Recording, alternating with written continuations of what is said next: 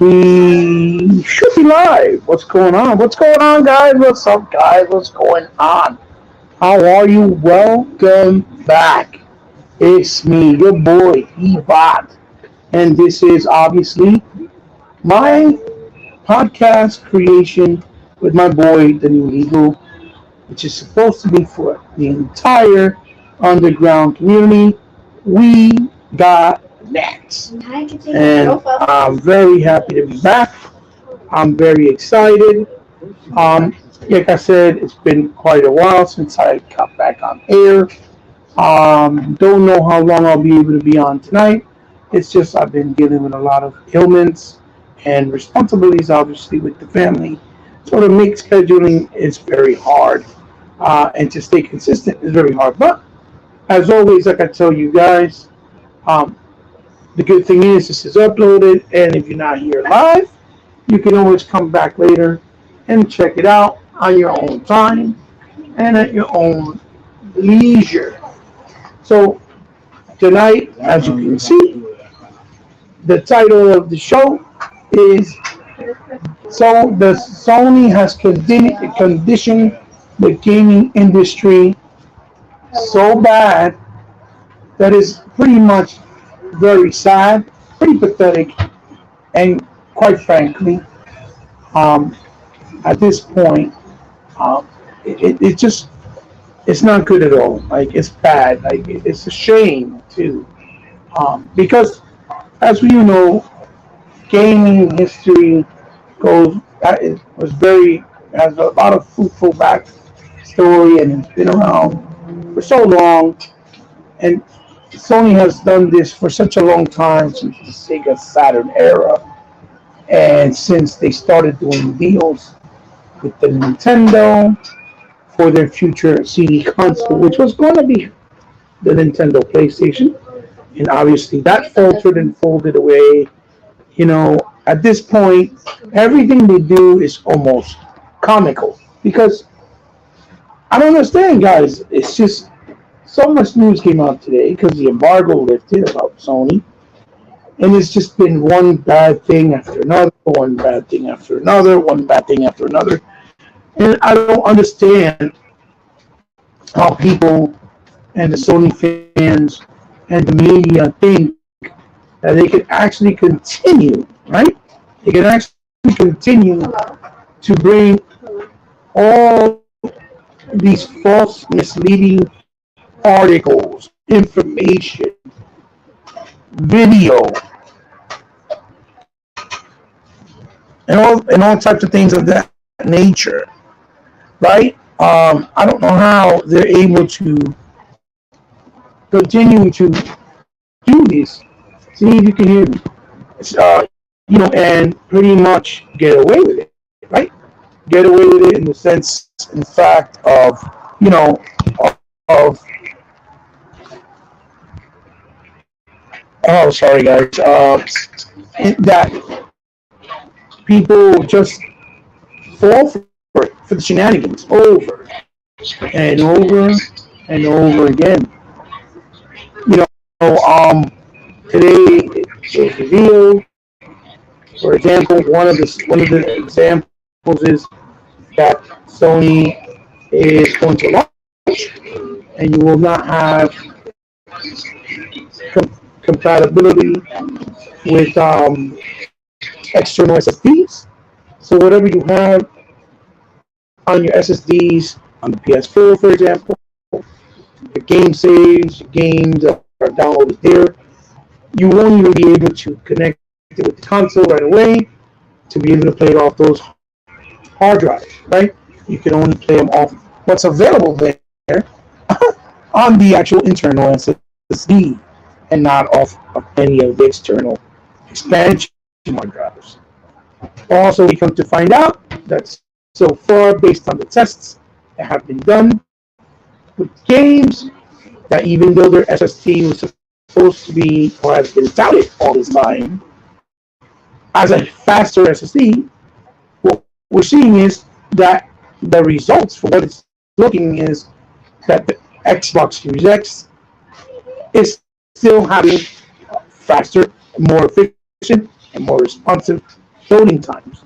In some cases, they're very close, and yet in some cases, they seem to be a nice and sufficient amount.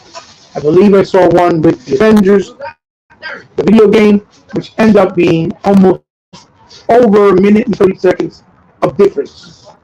Or over, yeah, I think it was a minute and 30 seconds of difference, if I'm not mistaken. And it's a shame because these are things that people were swearing up and down weren't going to happen. They also showed, um, I think, games like Final Fantasy and some other stuff. The point of it is that these games, right? Final Fantasy 15, Destiny 2, even Monster Hunter World. Monster Hunter World loaded up on the Xbox Series X in 35 seconds and 51 seconds on the PlayStation 5.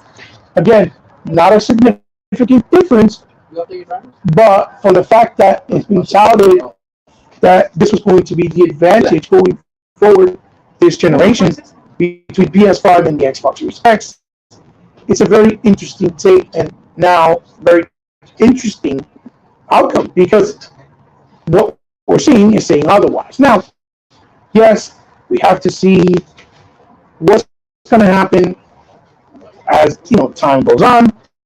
We got to see if some of those games that are being built right from the very beginning from scratch, if that's going to change, right? Obviously, we got to see if that will change. But as far as for the moment, with what they're testing and what's available, Microsoft's Xbox Series X is the clear winner. And then on top of that, we're finding out, and this was kind of late breaking news, that the console is not going to be able to bring forth your saves from your previous games, right? And you can't even do it. You can't even do it with what you call it. You can't even do it with a thumbstick, for what I understand, USB thumbstick. You can only do it via their cloud storage saving, which they also have available on the PS4. But the caveat is that you have to have a PlayStation Plus subscription. So if you don't have a PlayStation Plus subscription, when you do your transfer on your new console, you're basically going to lose all your saves. And that also brings the problem of you really can't trade in your PS4 to get your PS5 because before you trade in your PS4, you have to save your saves first. And if you don't have PS Plus, then you won't be able to do it either way. So it brings forth a couple elements that obviously are basically very anti-consumer and that are obviously rudimentary because by today's standards and design, something like X Cloud Saving should be free. Just like I believe that free gameplays on Xbox should definitely be free to play without PSN now.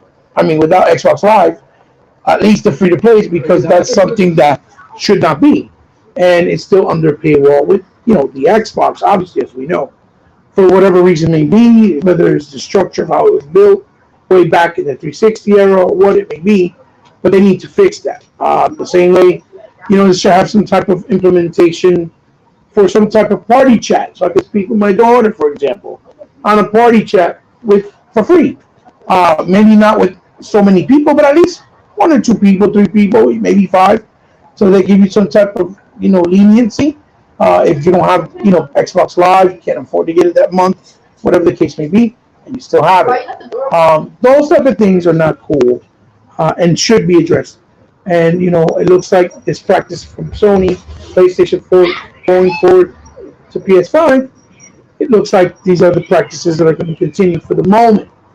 Another thing that I saw was something to the extent, I believe what they're talking about, trying to remember exactly what it was, that it's not going to support the 1440p output. It doesn't have to be the same feature as quick resume going from game to game. You actually have to, um, I think it's quick stop, and you're able to go into one game, but you can do it in multiple games. You know, and not being able to output 1440. Also, the fact that for what I understand, the battery life on the controller, which everybody's trying to praise more than the console itself at the moment, right? Um, the battery life of the controller is only giving people the ability to play with a charge or a full charge for only 2 hours. The controller's dying after 2 hours. And to be honest, that is really, really, really bad. Because, okay, it's good that you're trying to put new features and innovations in the controller, but to be honest, a touchscreen, a light, are something that we could probably do without, just like the speaker on the actual uh, controller itself, because most people use microphones, most people have computers that talk right out of the TV itself.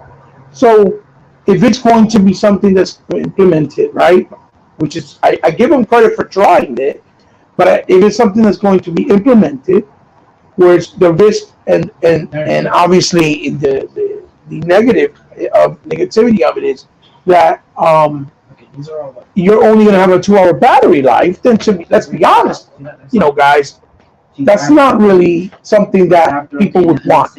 At least me, as a real gamer, hardcore gamer for so many years, I'm pretty sure that a lot of real hardcore gamers like myself that are in my same position and the same way that I've been and grew up with gaming will feel the same way. Where you know why give us features that are not really going to be utilized and used, that are going to give us such a small amount of battery life?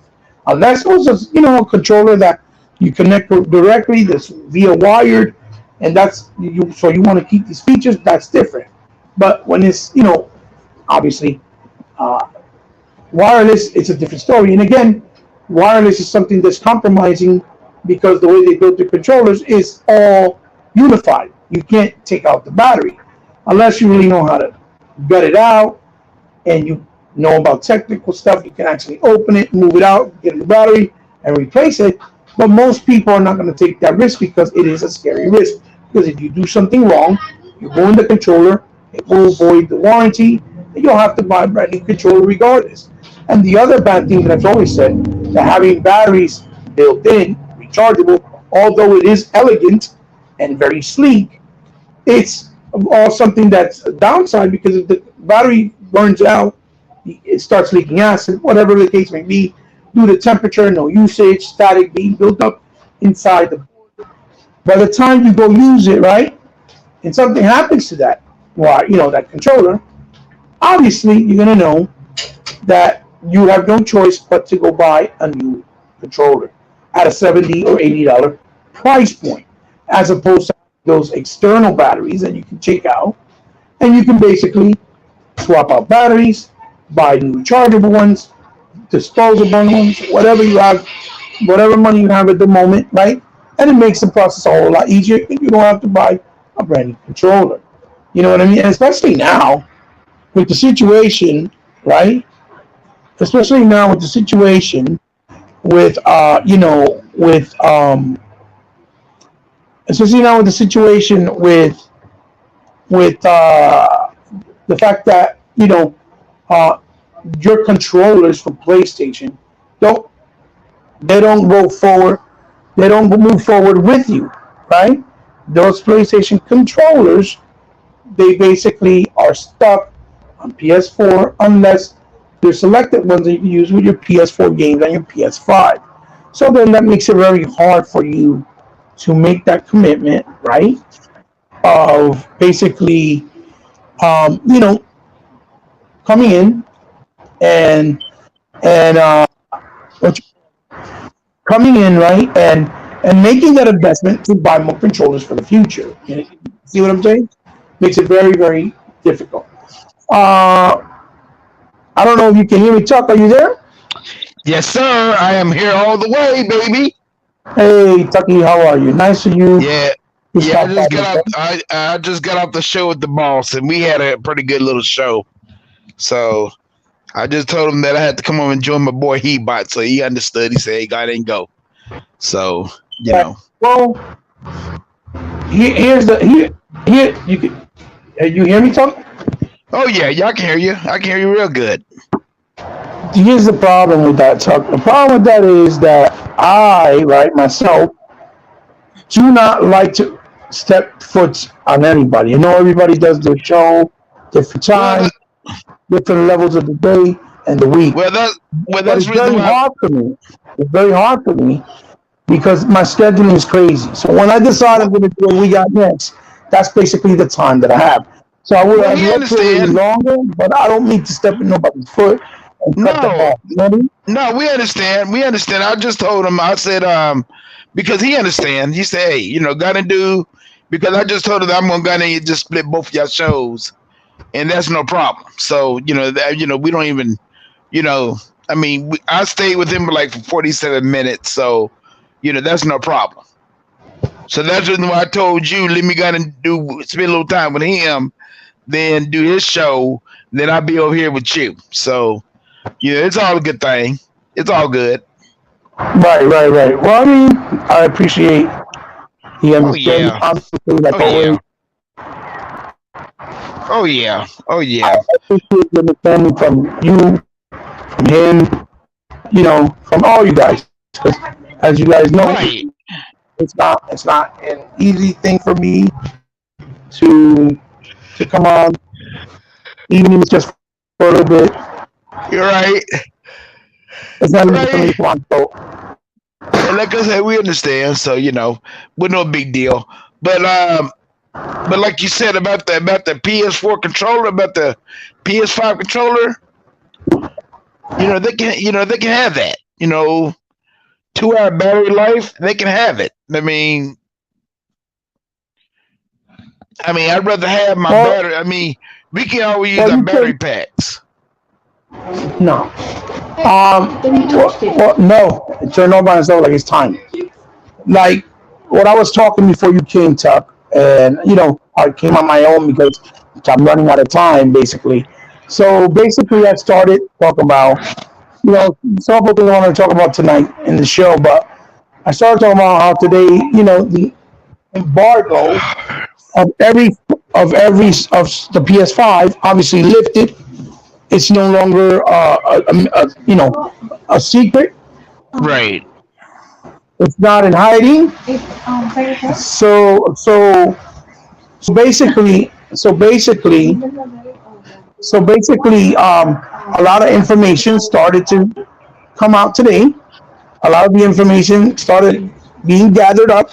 And so, most of it is not surprising. Some of it is surprising. And also, a lot of it is something that many people are going to skew. They're going to turn it into something else. They're going to turn it around like it's not that. They're going to try to damage control it. Um, they're going to try to say, oh, that doesn't matter. All those things that we said this generation when Xbox One came out with superficial things and little things like, for example, the Xbox One having a power brick that was to protect it because they were trying to avoid the red rings of death tapping all over again with the Xbox One, for example, things like that. So this time around, you're seeing all these negative things from Sony. So they, especially for the media and from fans, and basically they're trying to say, oh, it's okay because now it's on the PS5. So we got to be understanding because it's the PS5, right? For example. So one of the examples I'll give you, for example, Digital Foundry came out today, right? Right. And did the backwards compat for the PS5, right? Right.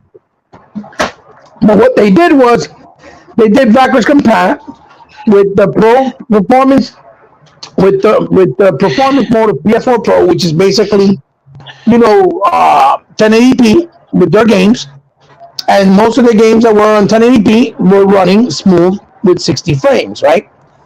When Right. on the Xbox Series X, they used it the way it was done automatically off the console, straight out the box with the raw power, And most of the games on the Series X were running on 1080p, right?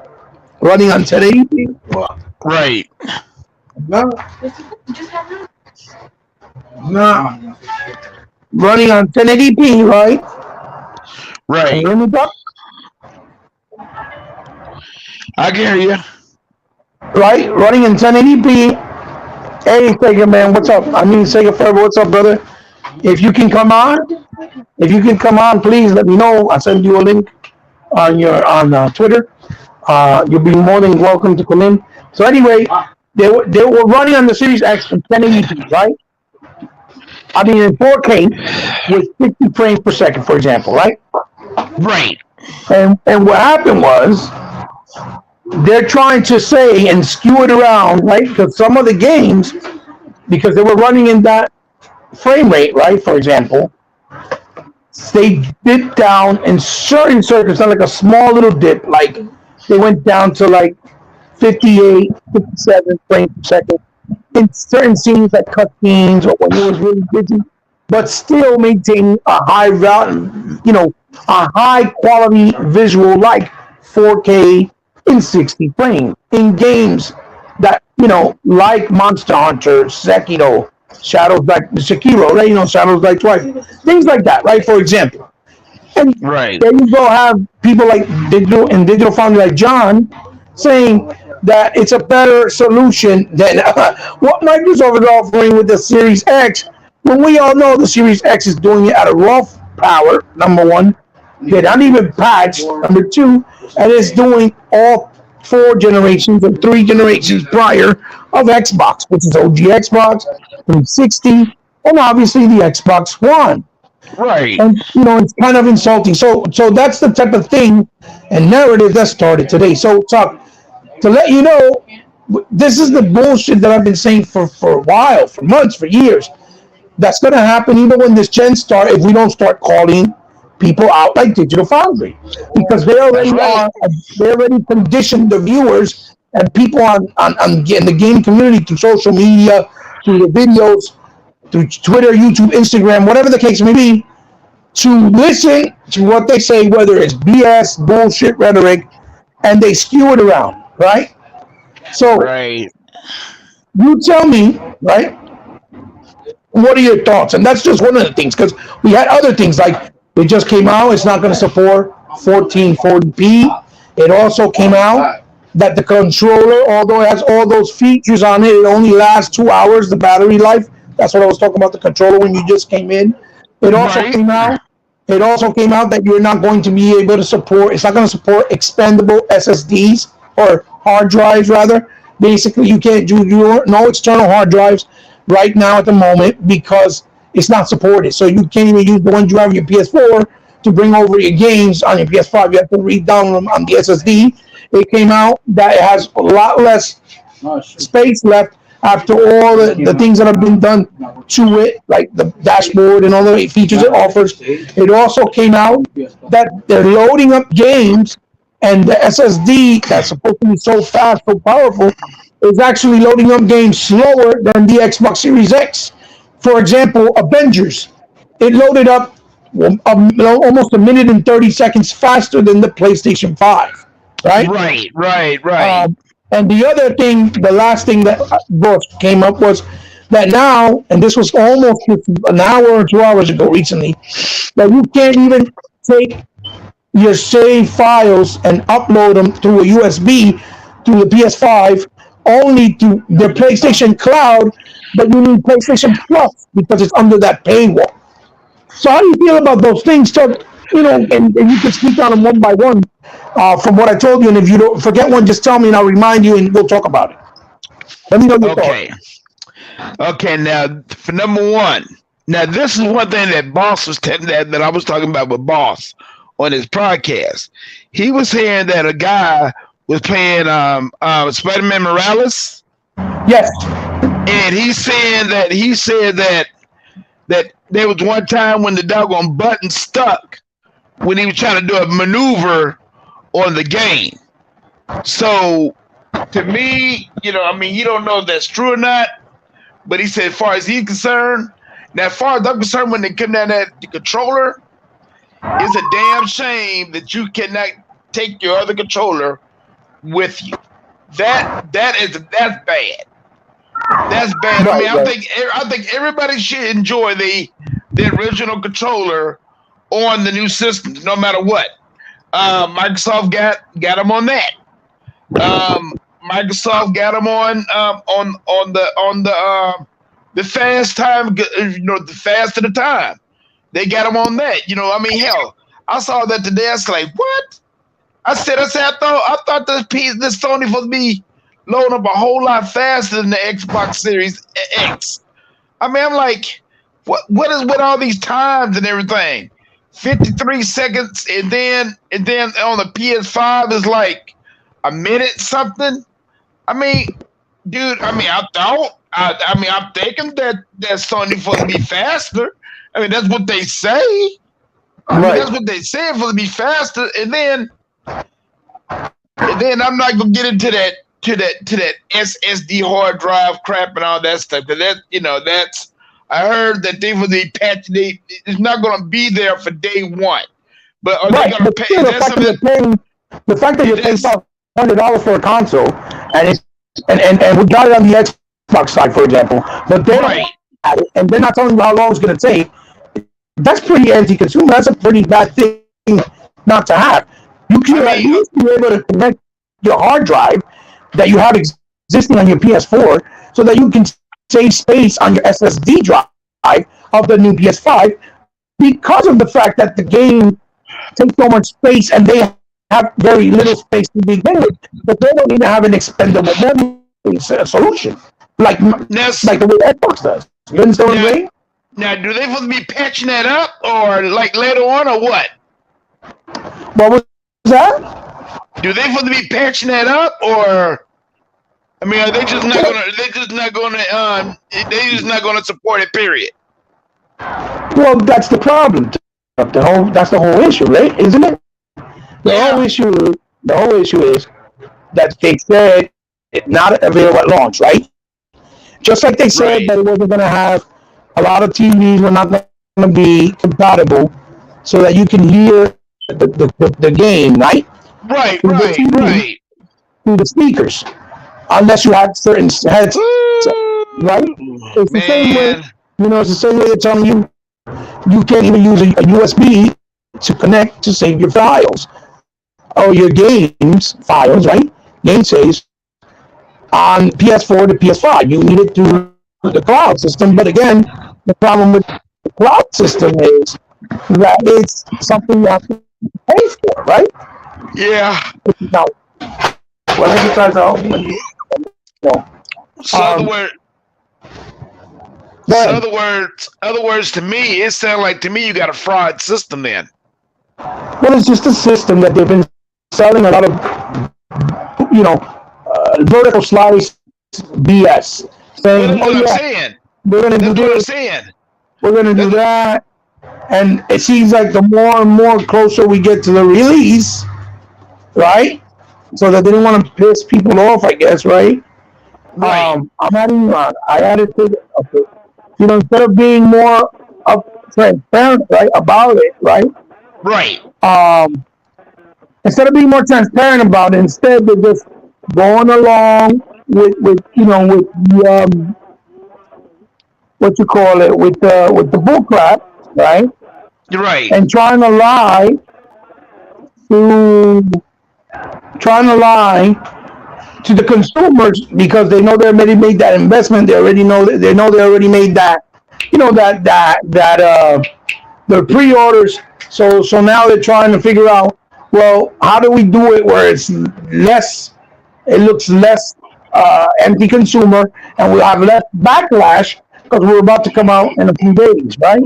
So those are the things that they've done for years, and people are okay. But now it's different because it's PlayStation 5, but yet more and more closer we get, like I said, to the release, all we keep seeing is more negative stuff, more negative stuff, and more negative stuff, and nobody's really talking about it. Instead, they want to talk about the control being this magical thing that really is things It's that not been there magical at before. all.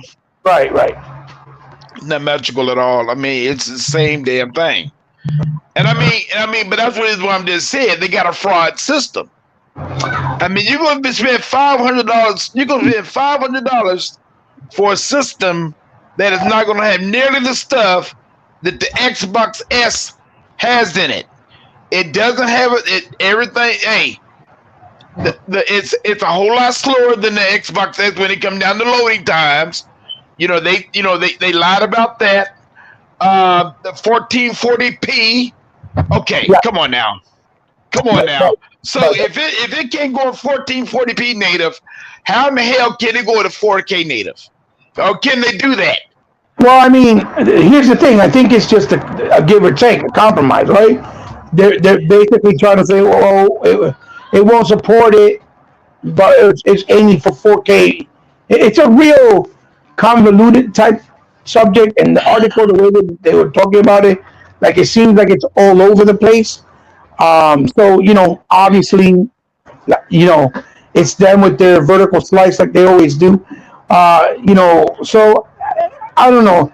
To the future kill.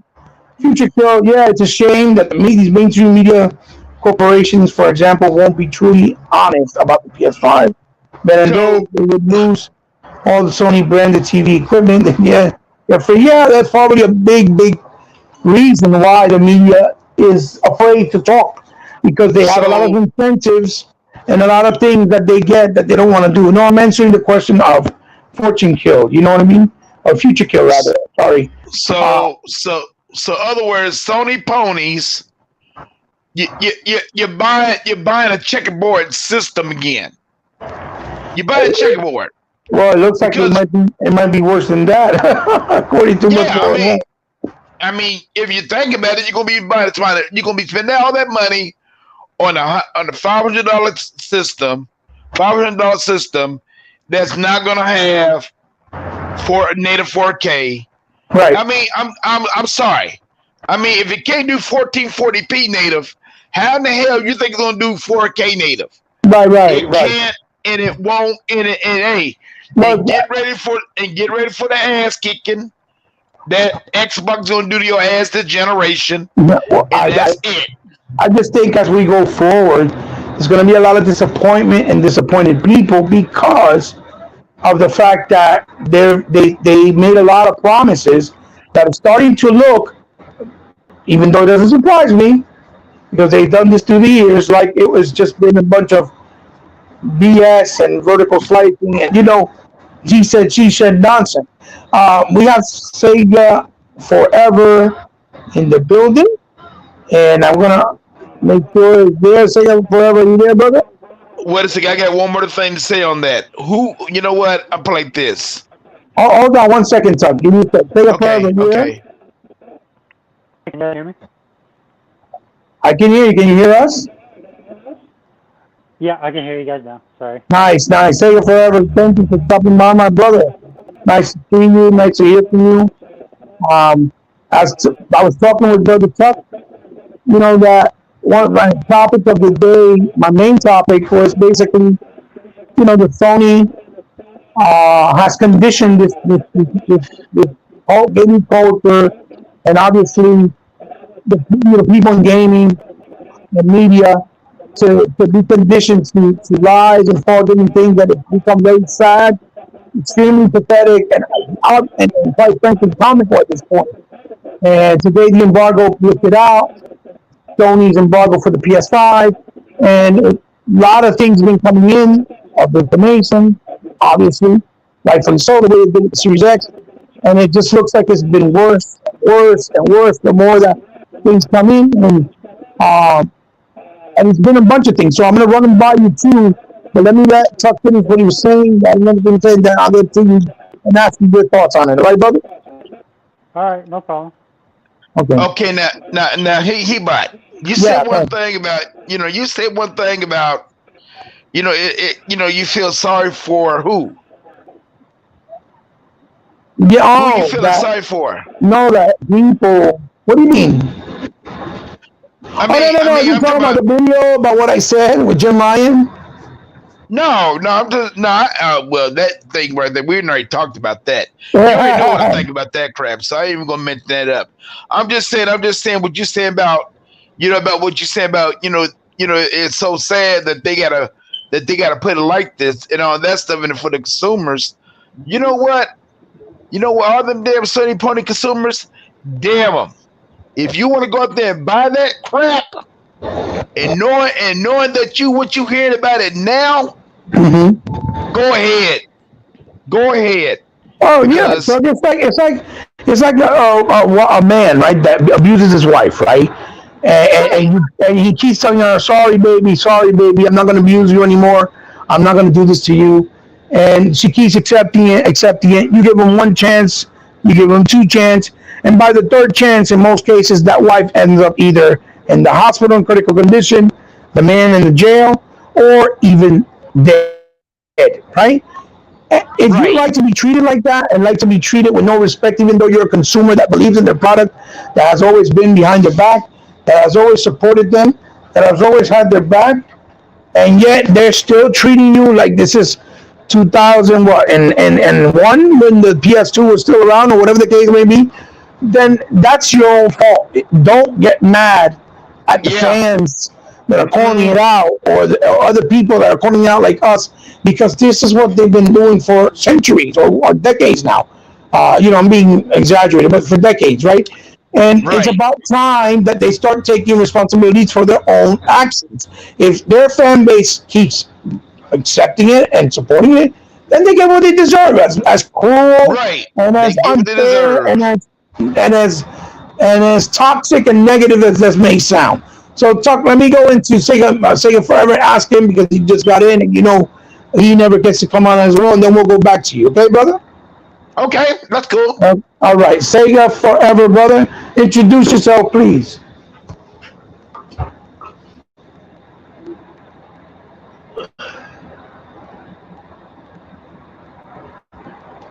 Sega Forever, are you there? Hello? Sega Forever, talk. Can you talk? Did we lose him?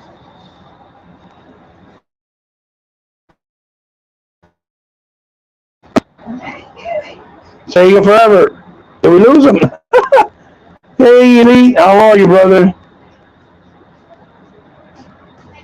Oh, yeah, yeah, yeah. Video game lovers gonna stalk me forever. Yeah, exactly, exactly. Hey, don't worry. That's why we got you and me here for. Sega Forever, are you there?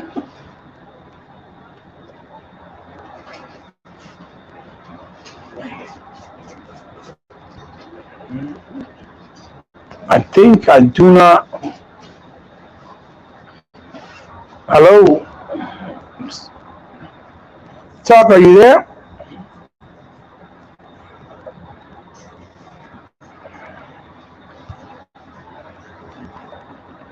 Talk, are you there?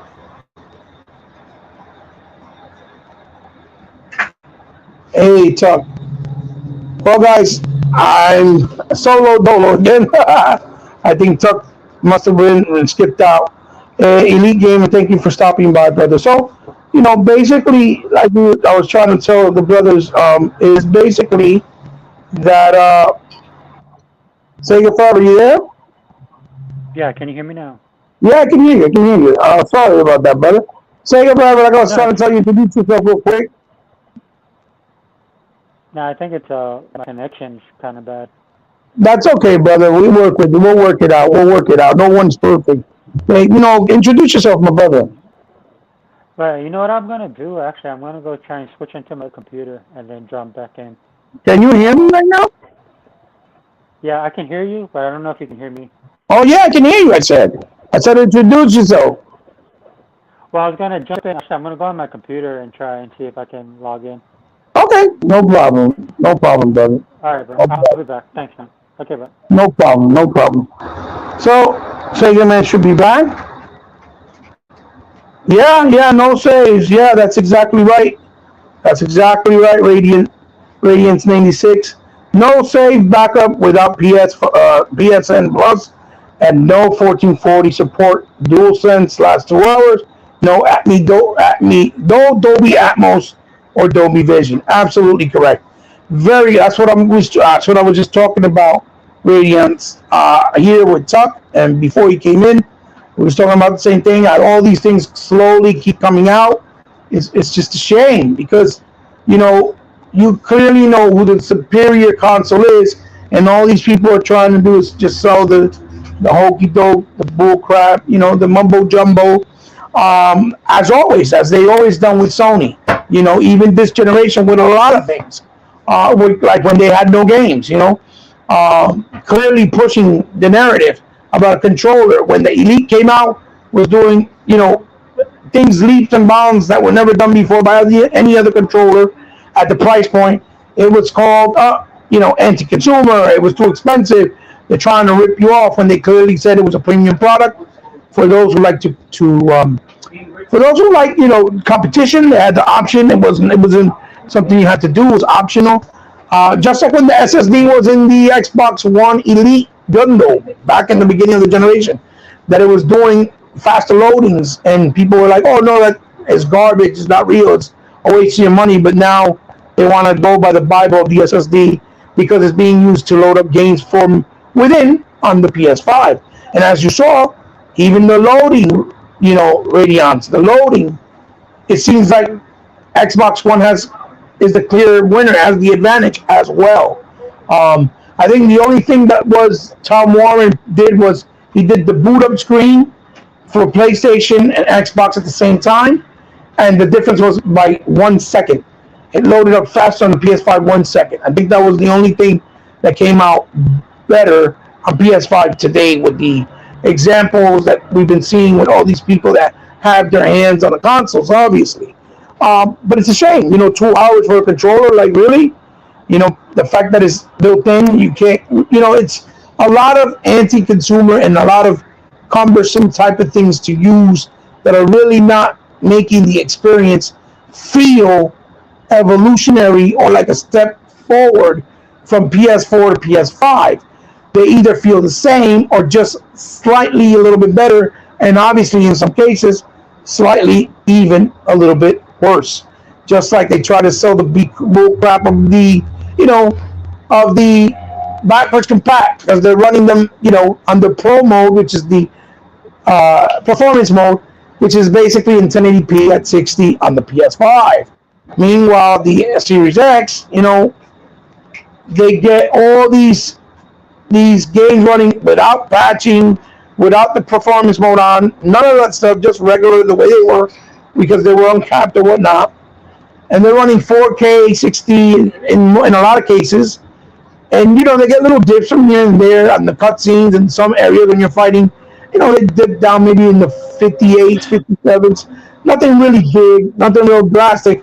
But yet they're saying, oh, the backwards compat is even better on the PS5 comparable to the Xbox Series X in many ways. And that was the new narrative that John Letterman was going with on Twitter today. When you can't even play PS1, PS2, PS3, you can only play PS4 and it's selected games, obviously. When on Xbox you can play all 4 generations. So it's not even something that's comparable. So again, like I said, it's a shame, but all those points you mentioned is what we've been talking here with me and Brother Tuck. And I believe Brother Tuck is back. I'm going to get him back on now to speak about his thoughts on it a little bit more until Sega Man, or Sega Forever rather, jumps on in. So, Tuck, how are you, brother? Can you still hear me? I know you went and muting yourself. Yeah, I unmuted myself. I'm back. Right. So, Tuck, anyway, listen. So that we can, so again, that was another thing, like I said, with the backwards compat and what are your thoughts on the other things, like, not being able to do the support or the saving your files unless you have the cloud, the cloud service, which is under the paywall of PSN Plus, right? Or even not being able to save the saves on a thumbnail from one console to the other. What are your thoughts on that? Well, I put like this, okay? This, y'all, Sony fans, let me put like this. This is just like you buying a damn automobile, okay? This is like you buying an automobile and you don't have no damn radio. Right. Okay? or you don't have no damn air conditioner and all Mm-hmm. that stuff. Okay, so the way you gonna go around the doggone thing without having a radio or having an air conditioner in your car or anything like that. So Which let me are tell you right luxuries, now. and there are luxury things, but there's something that is already that we've been conditioned to have, and that is important based on Right, the season of the year, based on the fact that we're bored and we're falling asleep, and we get listen to music and keep us up. Things like that that right. are kind of things that we need, even though we didn't think we needed them. Right? I get what you're saying. And the thing about it is, y'all, let's just be truthful about the whole damn thing. You know, if Microsoft would have done this doggone thing that they get criticized in a heartbeat. Right, right. So why Yeah, we not yeah, criticize? So why we not criticizing PlayStation for what they do? yeah, They yeah. they know this is wrong. They know they should have this stuff already in their system. So what the Right, hell you going out there buying a $500 system and you ain't getting all the bells and whistles with it? right, right, Man, right, I get so I get so tired of that. It's right. pitiful. And it's You know, they bad. tell It's bad. It's it's bad bad. because you gotta also think about this that this is the information that's gonna be hidden away from consumers when they go and buy it in the stores that are not really in the know on something like social media, right? They're gonna be like, oh yeah, it does this, it does that, and they're not gonna know those little fine details that are important to a regular consumer walking in the store. And Yeah, they're gonna go home and they're like, what the hell is this? I can't do this. Why I can't do that? Why I can't right. find my save files? Why I can't use my save files on PS4? Why I can't upload my stuff? Yeah. Why I can't play all my PlayStation 4 games? You get what I'm trying to say? Oh hell yeah, Uh, why is it not because supporting the resolution that they said it does? You know? that's what I'm saying. So, Hey, and so, the thing about it, and it's just like you said, mhm, if that had been Xbox, they'd have been known all that stuff. But right, there's so many people that's gonna close their minds and let Sony do what the hell they want to do. right, And right, that's right. sad. That's sad. They get a little slap in the wrist, like, oh, it's okay, it's fine, right, right. Oh, it's okay, Well, it's fine. we got Sega Forever back in. Let's go to Sega Forever. Sega Forever, can you hear me?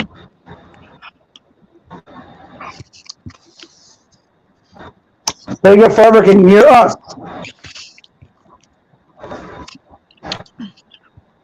He's in here, but I just don't hear him. He should be unmuted. Oh, anyway. Yeah, I yeah, for hear him. real. Radiant. Yeah, absolutely. Sony's being definitely outclassed by Microsoft at this point. Absolutely. Jay Disney, what's up, puppy? Absolutely. He's saying facts. Yeah, there's definitely being outclassed. But yet you're seeing the media talk about how great, how great, the PS5 controller is, or stupid dumb things like that. I kind of want to move on from the subject, but let me Hey, see. can you hear me? Yeah, Sega. Can you Yeah, hear we can hear me? you, Sega. Okay, I'm here. Sorry. All right. So, Sega man, please introduce yourself, Sega Forever. Yeah, what's up, guys? This is Sega Forever. Good to be here. Thanks for the invite. This is your home. Remember that. You know, never got to say thanks for the invite. What's wrong with you? Get out of here with that. Now, Sega Forever. Check it out, brother. The embargo came out today. Okay, for Sony's PS5, and as we've been predicting and suspecting for a long time, even though we've been called haters and dickheads and twats and ex-twats and all kinds of things, a lot of the stuff has slowly unmasked itself with the same Sony, deceitfulness and the same Sony vertical slicing that they've done through the years, saying that it's one thing and then it turns out to be another thing. Like it's 120 frames per second on PS3, and you're going to need 18 jobs because the cell processor has actual human DNA in it, as an example. So today we're finding out that it can do things as simple as, um, as 1440p support, even though they said it would. Simple things like that your save files from your PS4 to transfer to your PS5 from existing games on your PS4 won't migrate over even via USB. You have to actually have PS Station 4 Plus to utilize it through the cloud system that they have, or that you can't use SS external hard drives like you have now with your games on it for your PS4 connected in your PS5 and use them. On top of them not having a expandable solution for SSD, you could only use it through the SSD. Knowing that also we found out that it's less memory than what they anticipated and said. It's actually 626, I think. And also things like the fact that the console they did load times, even though it was supposed to have the SSD of all SSDs. Games are actually loading faster on the Series X than the PS5, even though they claimed that would not happen because that was their clear advantage. And forth and so forth and forth like that, like the controller battery only lasting 2 hours because of all the gimmicky stuff they had. Some people said it lasted them only about an hour. So it just looks like it's getting worse and worse as it's releasing and revealing itself closer to the reveal and the release date. And you don't see nobody really complaining about it. People are just trying to say that their backwards compat is better, even though they're talking about backwards We know it's compat not. at a 1080 with 60 frames, not really utilizing power like the Series X doing games at 4K native with 60 frames, right? With just little minimal dips here and there, but yet they want to do a Spider-Man review for the DLC, and the game is in 1440 with ray tracing, and it has dips from 30 frames to like 28, 27 from time to time, and then you'll find it's okay because it's not intrusive. But they don't want to use that same logic towards the back compat of the Series X back compat games at a way higher resolution and performance. So, in your own words, what do you think about all those things? What are your thoughts about them? And are you surprised? I'm pretty sure I know the answer, but are you surprised? No, I'm not surprised one bit. I talked about this in a video I did a little while ago. For the PlayStation guys, they're definitely brand gamers, right? So they basically don't look at they don't look at gaming the way we do, right? When they look at Sony and PlayStation, that's their brand. Like how somebody likes Nike or somebody likes Reebok, right? So that's Mm-hmm. what they do. They look at gaming through that lens. That Sony's the best. Sony's their brand, no matter what Sony does. So I mean, it couldn't happen to like a nicer group of fans, and the ones who are like hardcore Sony fans, aside from dealing, I don't really care, to be honest with you, because I don't Right, have a right, play. But it's interesting to me because the only way that this hurts them is that they don't have any more fuel for the console war. right, Um, right. Mm-hmm. but like I said, the video I did earlier, where this can really hurt them, especially on the Sony side, that it could hurt them like really deep or cut them deep, is when the people that actually have Sony PlayStations now who aren't Sony fans, in fact, they're not gamers really at all. I call them normies.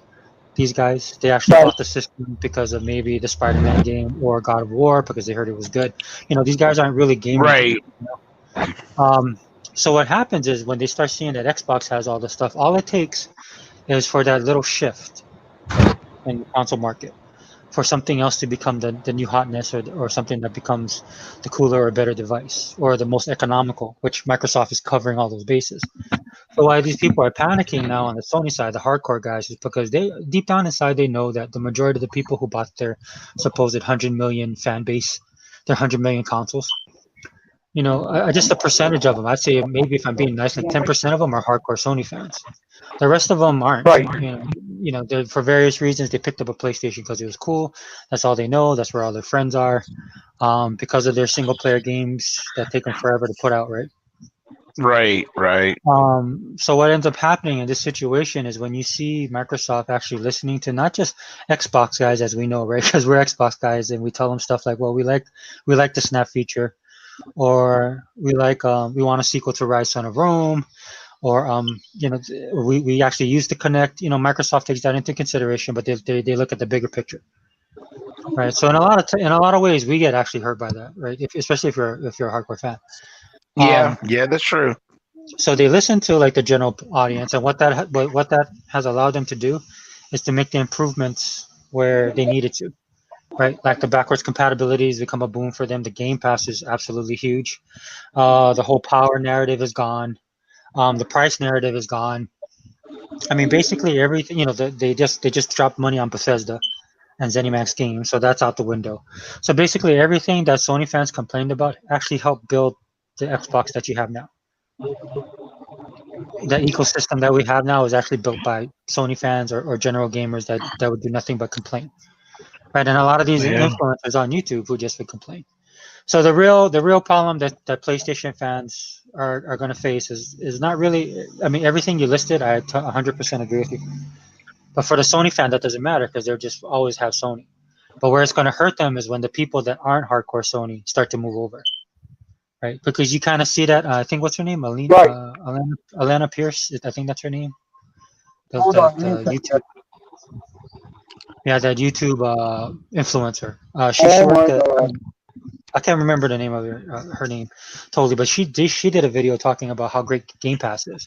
That kind of broke from the narrative because she's in the gaming media. Yeah. Yeah. I mean, everybody love the Game Pass. Yeah. Everybody I mean, that I talk to, they love it because, like you said, you can take advantage of that. I mean, and that's good. So like most people, like let's be honest, most people don't know about ray tracing or any of this stuff that's technical, right? That's for gamers, no, that's kind of in our wheelhouse. But people right, understand what $299.99 is, right? People understand right, that, yeah. They understand that bottom line, which is the money. They understand that they can get, they can pay a monthly subscription because we've been conditioned to do so because of all the other how can we say it? Netflix and all these other subscription services, so they can understand right. paying monthly installments as opposed to paying $60 one pop, and in some instances we're going up to $70, or at least I know the PlayStation games Yep, are. that's true. That's But true.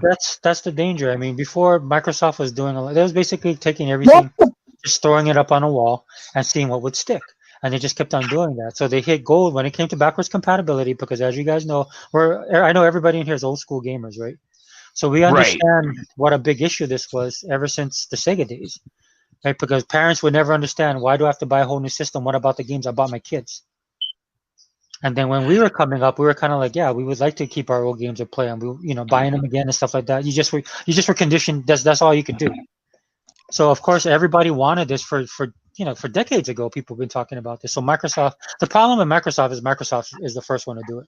If Sony did this first, then this would be not Or even. it'd be like Swiss cheese. Yeah, everybody would be like, yeah, Yeah. I mean, what took you so long? This is the greatest thing, Sony. You're awesome, right? It's unfortunate that Right. Microsoft. I mean, I don't, not unfortunate, but you know what I'm saying. You guys know what I'm trying to say, right? It's Oh yeah. Oh yeah.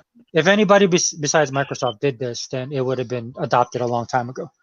Well, just like what you said about me. It's like when Google came out with the stevia. Yeah. I mean, it's like that last year. I mean, but Microsoft. But I'm just so glad to see Phil Spencer come out and say, like, what are y'all talking about? We was talking about this stuff years ago about how they wanted to do the cloud with the phones and all that stuff. Well, there's another But thing that came up. There's another thing that came up that they're not going to support the VRR either. The variable refresh rate is not going to be supported at launch either. it's not. Mm-mm. Wow. They were talking about that, and I saw one of the tech guys that I follow, that my son follows, and he showed me to it, and he did a whole video on it. I guess there's something else that came out today with the embargo, so it's not supporting the VRR as well. Well, I mean, but like you were saying, Sega forever. I mean, it's Yeah. just like what you said. Everything. I mean, if Sony would have came out with this first, oh, they would have just ate it up. But now it's Microsoft that did it. Same thing for the Google Stevia. Since came out and said straight up, what the heck y'all talking about? We've been talking about this for years, but Right. all of a sudden it's new. But And it's right. only new because Google made an announcement, but Microsoft been working on this forever. I'm like, man, please. I That's mean, why. Mike. Yeah. Oh, I'm sorry. Go ahead. Go ahead. Well, I mean, that's what I was saying in my video. I'll even go as far as to say this. You see a lot of people, the Cyberforce, or was it no? Was it Cyberpunk? Is Yeah. getting a little bit of a blowback, and some of that I can understand for the as far as the delay, um, pushing the game back and stuff like that. I know some people look. It doesn't bother me. Just like with Halo, I understand though because I was really disappointed about Halo. But the bottom line is I don't worry about it so much because we have Game Pass, right? Right. There's No, like you Plus, don't. there's games to play, right? yeah, there's like so many games to play. I mean, I already have a backlog of games. Then they did the back compatible, which made it even worse. And then now you get Game Pass, right? And the thing that drives me nuts about Game Pass, and I'm not, I mean, this is like first world problems here, right? I mean, there's sometimes when Major Nelson sends something, I'm like, God, can we breathe? Can we just have a moment to breathe? Because there's like so much stuff they're putting out, and the problem that a lot of the Sony guys don't understand. They were talking about this before, but they don't understand that these games are actually good, right? A lot of them don't know because they don't have an Xbox. The reason why we can kind of talk, I mean, not me personally, but the people that are in the Xbox community can, like Hebot, for example, can talk about PlayStation stuff is because you actually own the system. And the reason that I can talk about Sony in the way that I talk about them on my videos is because I used to be a Sony. I mean, I was a consumer, mostly on the electronic side. But I've been gaming so long. I remember when the PlayStation came out and kind of how it was a joke, to be honest with you, because we had Nintendo and Sega. We were in our own little camps, and Sony tried to come in, and we're like, "Look, these are the dudes that make TVs." And they Right. used to, the first display, I remember being at not Circuit City, but not Best Buy, but Circuit City, if you guys remember that place. I remember Oh being in hell Circuit yeah! City, me and my friend, and then we were looking at Battle Arena Toshinden, which was one of the games they had on display. I'm just kind of laughing at it, That's right. because we play Street Fighter, and we're like, dude, what is this? This is ridiculous. Yeah, yeah, Um, yeah. but to its credit, Sony actually made gaming cool, right? They did that much, and it made people accept. It made What do you gaming kind mean of more. they allow the cancerous people that really don't care about the culture come into gaming? Yeah, absolutely. You're right. Yeah. Yeah, well, because the people, and I can tell you stories about this all day long, but the people that came in, they were coming in like you've said this a lot of time, Hebot, and then Sucksmaster. I know you talked about this on podcast, right? Is that it really wasn't the gaming system, dude. This thing played CDs, right? And it was an electronics device, right? So like for me, man, my the only thing I didn't have electronic that wasn't Sony was my shelf system. It was an Iowa, and at that time, the Iowa was the end all shelf system to have. Right. If you Right. didn't have like a full stereo system, right? I mean, That's those right. things were. But everything on my TV, radio, CD player, all of that stuff. Right. And but what we're looking at now, is that Sony's just not that company that they used to be. Mm-hmm. And so Oh, their fans are they realizing don't like have the really, money anymore. Yeah, but the way they came in was exactly like that. People were like, who are you? What are you doing? You don't belong here. You only publish games and very minimal. I'll But say this. but with to be fair, Microsoft was treated the same way. Remember when the OG came out? They're like, why is Microsoft trying to get into the gaming space? Oh, are they crazy? You remember? Yeah, I think the difference between Microsoft and Sony is that the way they came in and the way they were treated. Sony kind of came in and they kind of got a pass because they're an electronics company, even though Right, right. hardcore gamers like us didn't really take them seriously until they started to produce stuff. But even then, right? That's why it's kind of funny for me to say people tell me that Sony guys are hardcore. But when Microsoft came in, Microsoft always comes from that position of kind of either business aspect or learning aspect, which putting Phil in charge of the games division and then ultimately the head of Xbox in general, he's brought that type of thinking and mentality Right, right, to the game to Xbox, right. and that's what we're benefiting from now. But when it comes to when you look at what Microsoft does, the reason why this is so important and the purchase of Bethesda and all that kind of stuff is changing the narrative. It's changing the narrative of what Microsoft is trying to accomplish. Like people are beginning to see exactly what Microsoft's who their main competitors are, which Right, is right. Sony and Nintendo. What the goal, what the focus of their ecosystem is. They're the ones that actually created this ecosystem. Again, hat tip to who's our boy, man? I forgot his name. Showstopper. He's the first person I ever heard use the term ecosystem back on BGST. Right, right. But that's why they're like bottom line. This is why Pony guys are just so upset. And whether they know that or not, is besides the point. But they're mad because this is the game changers. The stuff that Microsoft's been doing has the potential of taking people that used to be on the PlayStation side and bringing them over to the Xbox side. Right. Oh my God! You should have seen today. I was at the mall, right after I came out of my doctor's appointment, or my second one rather. And I stopped by because I wanted to check out. They had a new little small Toys R Us that opened up. So I go into the GameStop, right?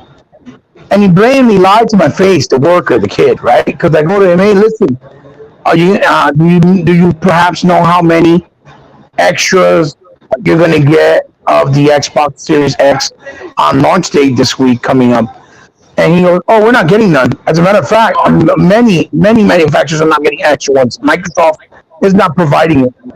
I'm like, really? That's not what they posted on social media, especially now that they have a partnership with you. Then another dude comes in right after me and he says, look, man, I have PlayStation, but I don't like what the stuff they've been doing, and I'm really interested in getting the Series X. With your honest opinion, which one should I get? The Series X or the PS5? Oh, the PS5.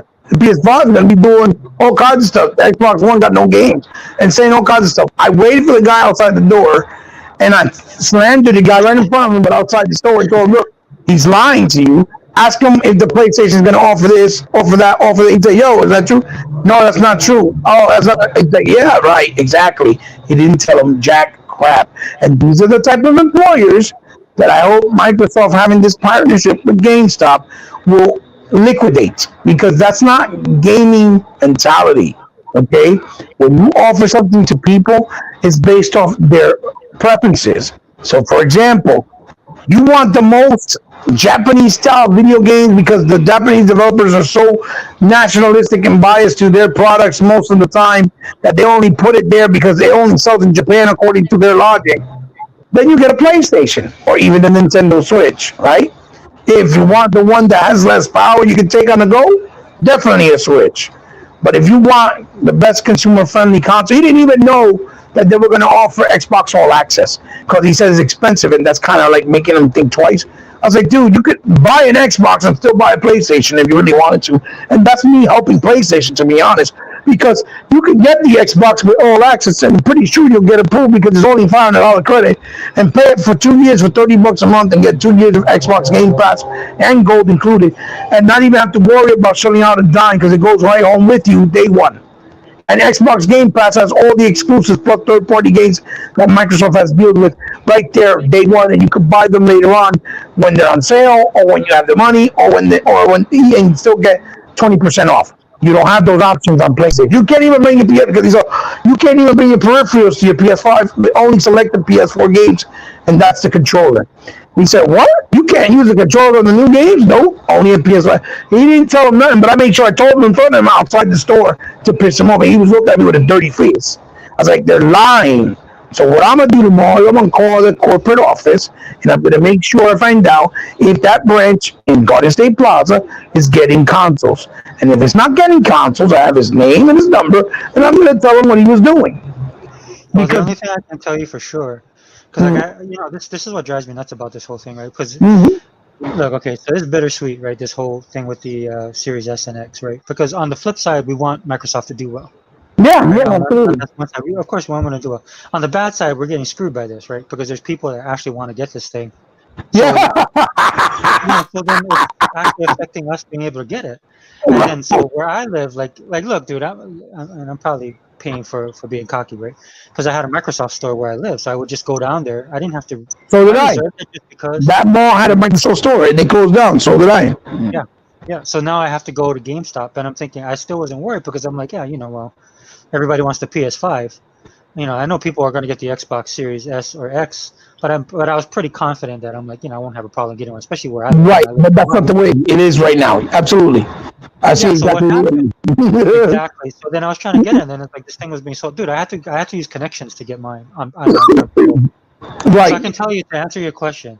So possibly that store might not have it, but since I'm using my connection at GameStop to get it, I can tell you, the person at our GameStop where I'm getting it, they already have it in. They have it. Oh, they already have it. Yeah, the store has it. They just can't sell it to the drop date. They have to have them now because they have to set up everything, right? For Right, right, right, when it goes on sale next week. So like right, technically mine is there now. Whether I'll be able to get that or not, that's the question. There was a time where I wouldn't even have to worry about it. Because right. Because you knew that all eyes were on PlayStation. Right, right. I might actually have to take off that day just to get this thing if I want to get it day uh, one. right, right, right. Got Right, you. which again, that's the flip side of this, where I'm like, well, I'm glad, and then you're happy now because like I said, influencers have been getting this, been getting the stuff. They've been talking great about it, and honestly, right, because these people usually don't praise Microsoft or their systems and stuff like that. They've been really impressed by them, but that's great Right, for Microsoft. But right. the crappy part about it, that sucks for us because now we have to deal with all these newbies coming in and taking all our Well, taking whatever they buy. the fake fans that want to be part of the it crowd because now it's cool to be a Microsoft fan. Well, you better That's prepare. basically. In fact, anybody who thinks about doing videos and getting their channels back on the line would probably be a good time to do it. Because Ah, Hey, yeah. if You there's a ain't lying, shift, huh? dude. I mean, if hey, the look, Ebot. Yeah. Hey, yo. With now, what I do know of is that the game stops. I think like every other GameStop is gonna at least have maybe like 2 or 3 extra in each store. Well, That's how much I Microsoft do know. they put out a statement on Twitter last week. They said we will have extras not on top of the pre-orders on day one Right, on all right, GameStop stores. He told right. me straight up in my face, we not getting no extras. No, You he see don't what know what I'm he's saying? talking about. He don't know what he's No, talking no, about. no. He's doing it because he wants people to buy PlayStation and not Xbox Right. because He's he's a a. PlayStation fan. And I Oh proved it with yeah. the other guy that came in after me came in and asked him the question, and he flat out told him get a PlayStation 5. That's how I knew he was lying. So, this Right. so this thing is so huge. What Microsoft has done, especially after that Zenny Games announcement, man, and Bethesda, that was yeah, yeah, humongous. yeah, yeah, I yeah. mean, that was so, but just like, and I know, like, New Legal and E-Rock and everybody's been talking about this. Like, E-Rock's been saying, like, it's been quiet. You couldn't hear like a cricket chirping, man. I mean, it's been so quiet, and he don't even go on Twitter, and he knows, right? Right, Guys like right, it has been absolutely dead silent, and the problem with what this guy's trying to do, man, he's just basically trying to put his finger in a hole in a dam. right, Like right, I, right, because regardless if he wants to accept it or not, it doesn't matter, man. This stuff is so huge that it's like I said, it's the game changer. right, right, right. Where there's nothing he's going to be able to do. If this thing, like I said, if this thing kicks off, if you just if you follow the stats and look at the numbers and look at the momentum of everything, I mean, I'm not saying Xbox is going to be the greatest thing since sliced bread, at least in the gaming community or amongst the popular generation, but it's making big inroads. And that, what opened my eyes was the Japanese Tokyo Game Show. That really surprised me too. Yeah, yeah. Um, but that's what, like, It sold out already for the third time. They yeah. put up pre-orders 3 times and it sold out. Well, I'm like, they giving them more pre-orders than us in America. Jeez. well, because I'm an old school, I'm an old soul, man. Japanese file, right? Myself, for me, I like that. Myself included, absolutely. But then, like me, guys like me and you, and I'm pretty sure Tuck is the same way, dude. To be honest, I like this. I like that Japan's starting to shrink. I actually played that game that Sony had first on. What was it called? It's that game where the ladies, I guess she's an android, but then you shift between platforming / first person perspective to like a shooter. Oh, I forgot the name of that game. I know Which the game one? you're talking about. The Which name of one? it. Which one? Man, I can't remember the name of it. We What just got it game? on Game Pass a couple months ago. Which game? It was on Sony for a while, and everybody was praising it. Okay. Oh And then it man. went to where? Then it went where? Then it came to Game Pass, and then I finally played it. It was a platformer you talking about? So she's like a robot. Like, so you play a platformer. It's like it switches from platformer to like shooter. What are you talking Like about? Near Automata? yeah, there. Thank you. Near Automata. Okay. So I From finally Platinum played Games and Square? So at first I wasn't like, look, I got other games I want to try out. Look, I'm a fanboy, right? So I'm just like, well, I'll put that on the side. So then I finally downloaded it and I checked it out and I absolutely love the game. Right. And I'm playing it and I'm like, but I was thinking to myself, this game is awesome, but there's no possible way that this game was this popular on the Right. PlayStation. Right. So how many copies did it sell? It sold like a couple million, I think. Well, on the Sony PlayStation, I believe it's sold. I think it was close to 2 million. But Two it million, also right? did, but it also did those numbers. But it also did almost those same numbers on Xbox as well. When we No, had the no. smaller phone base. So I'm saying that is I love the game, and Right. it has the stamp of a platinum game. But these are the games that we like that nobody else does, Right. Right. right? The obscure. The obscure. Right, because Now, they're old school, they're hard. Well, You know, this is the kind of the way she's just perspective. It's they just do things in there that the average person doesn't like, right? So it's the same thing when people tell me about what Soul Blade. What's the games they have over on PlayStation? The one that's everybody, you know, uh, they like to play it, Dark Souls or whatever. right. Right. Yeah, so it's games like that that you know. I think the only reason that it even sold the oh, thank you, Future Kill. Yeah, Near Automata. The only reason those games sell is because that's kind of all they have. Right. Right. Um, Right. but for a Well, that's general what they audience, had yeah, against, or well, how can I say? It was like Hellblade. That's all they had to revert against us because it was out of our hands. It was a decision done internally by the Japanese people that actually brought it out first, right? Or developed it and put, until Microsoft got their hands on it, and then they bought Ninja Theory and they owned the IP, and now it was a different ballgame because now it's we have it at the best possible quality, and we own the company flat out. You see what I'm but saying? so but so my point is though, for guys like me and you, we love these kind of games. This is not a general audience type of game. It's just not. That's why I was surprised because I'm playing Near Automata. I was like, dude, that many people on PlayStation? Because you know the way they talk about it and the reviews it gets, the scores it gets. And I'm Yeah, playing this game. I was like, dude, this is in the vein of some of the old school shooters that we played that nobody liked. You know, like Radiant Silvergun. like I Radiant mean, Silvergun, exactly. people love those games, but it's very cold. It's just like in a movie like Big Trouble in Little China. Yeah, Yeah, people love yeah, that movie, but it didn't break the box office, right? Didn't make yeah. I something love that movie. Right. A movie like Buckaroo Banzai, Like let's call Uncle it, Banzai or movies right? like Event Horizon.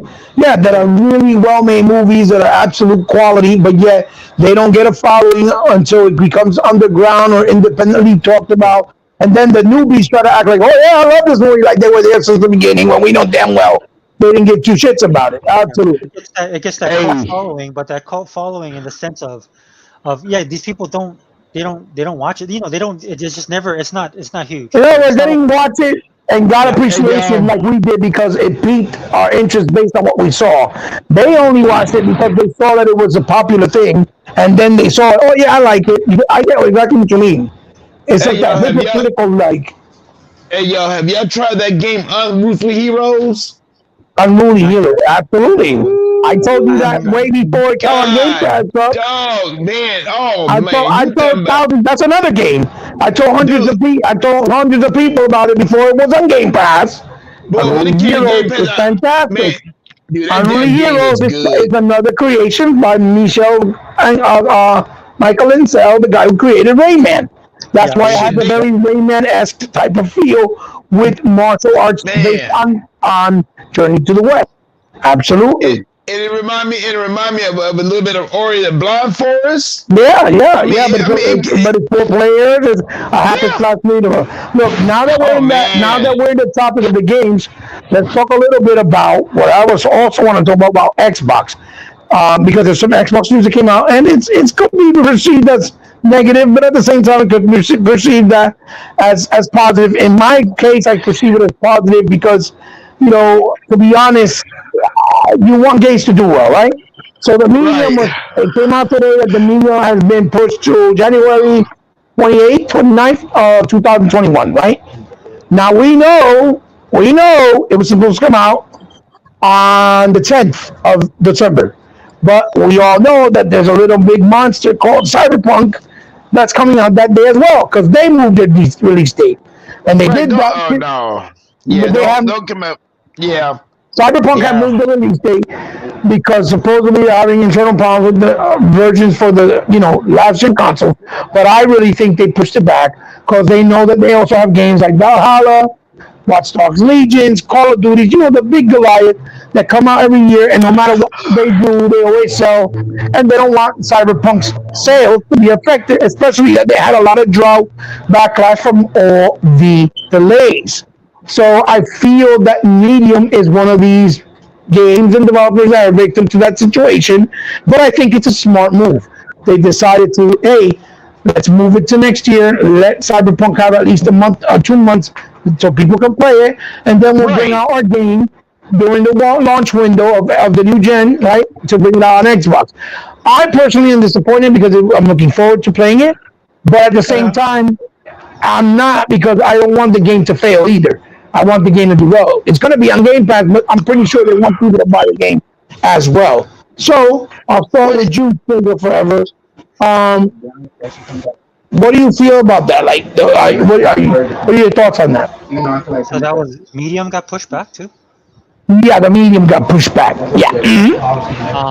I just watched a video. Xbox On was talking about what's coming out next week, and there was games that I didn't know that were releasing.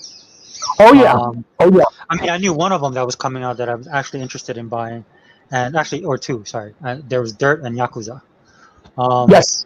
but then they went through this whole list of games, and I found it kind of amazing because, look, let's be honest, right? Back in the day when we were growing up, and somebody said we have 31 games, and you look at it, it's like Mr. Pibb, or they're a bunch of fillers. When they went through this whole list of stuff, I was pretty much amazed. Yeah, yeah, Dirt. My Um, son just picked it up. As a matter of fact. yeah, I'm definitely looking at picking that one up day one, both Right. that and Yakuza. Yeah, Um, and Yakuza is exclusive to the Series X. I right. think it's going to be released on all of the platforms, like down the road, about 6 months later, maybe seven. But as of now, it's exclusive. The same way they just announced Godfall is only 6 months timed exclusive for Right. PS5. So it's kind of the same exact thing. But we also have games like Falconeer. We also have the Yeah. Bright Memory, which is the epilogue or like the prologue, I guess, type game, which is the beginning for Bright Memory Infinite, which is the full sequel of the game.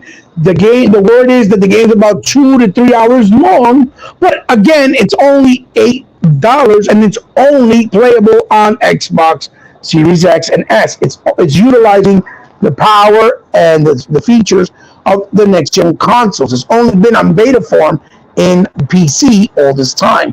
So I went Well, out and picked it up already. I bought it already.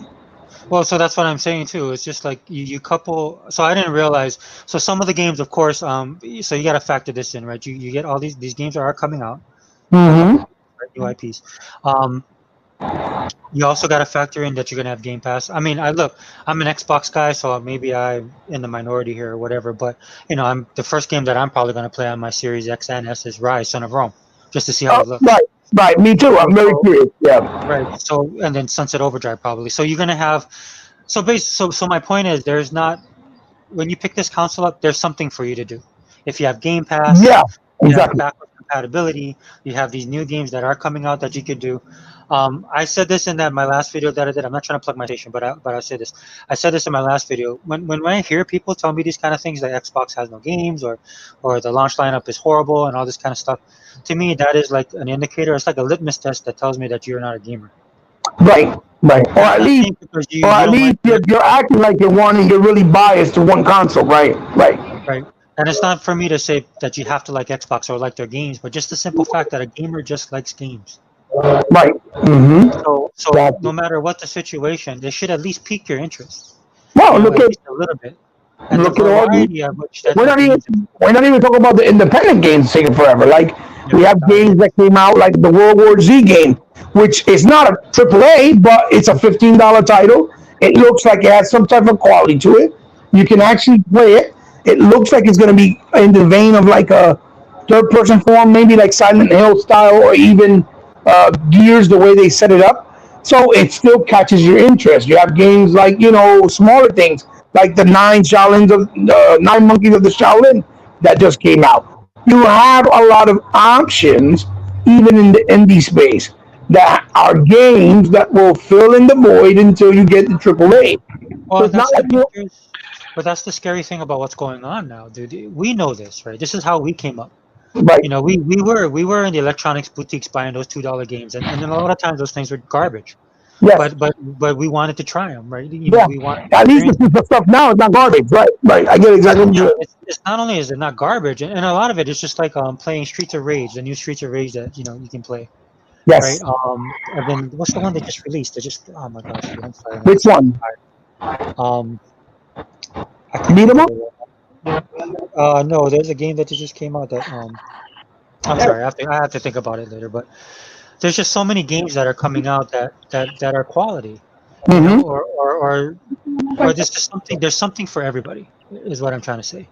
Yeah. And then you have Absolutely. people that are just. But when you have people, again, this is why I call into question if people are gamers or not.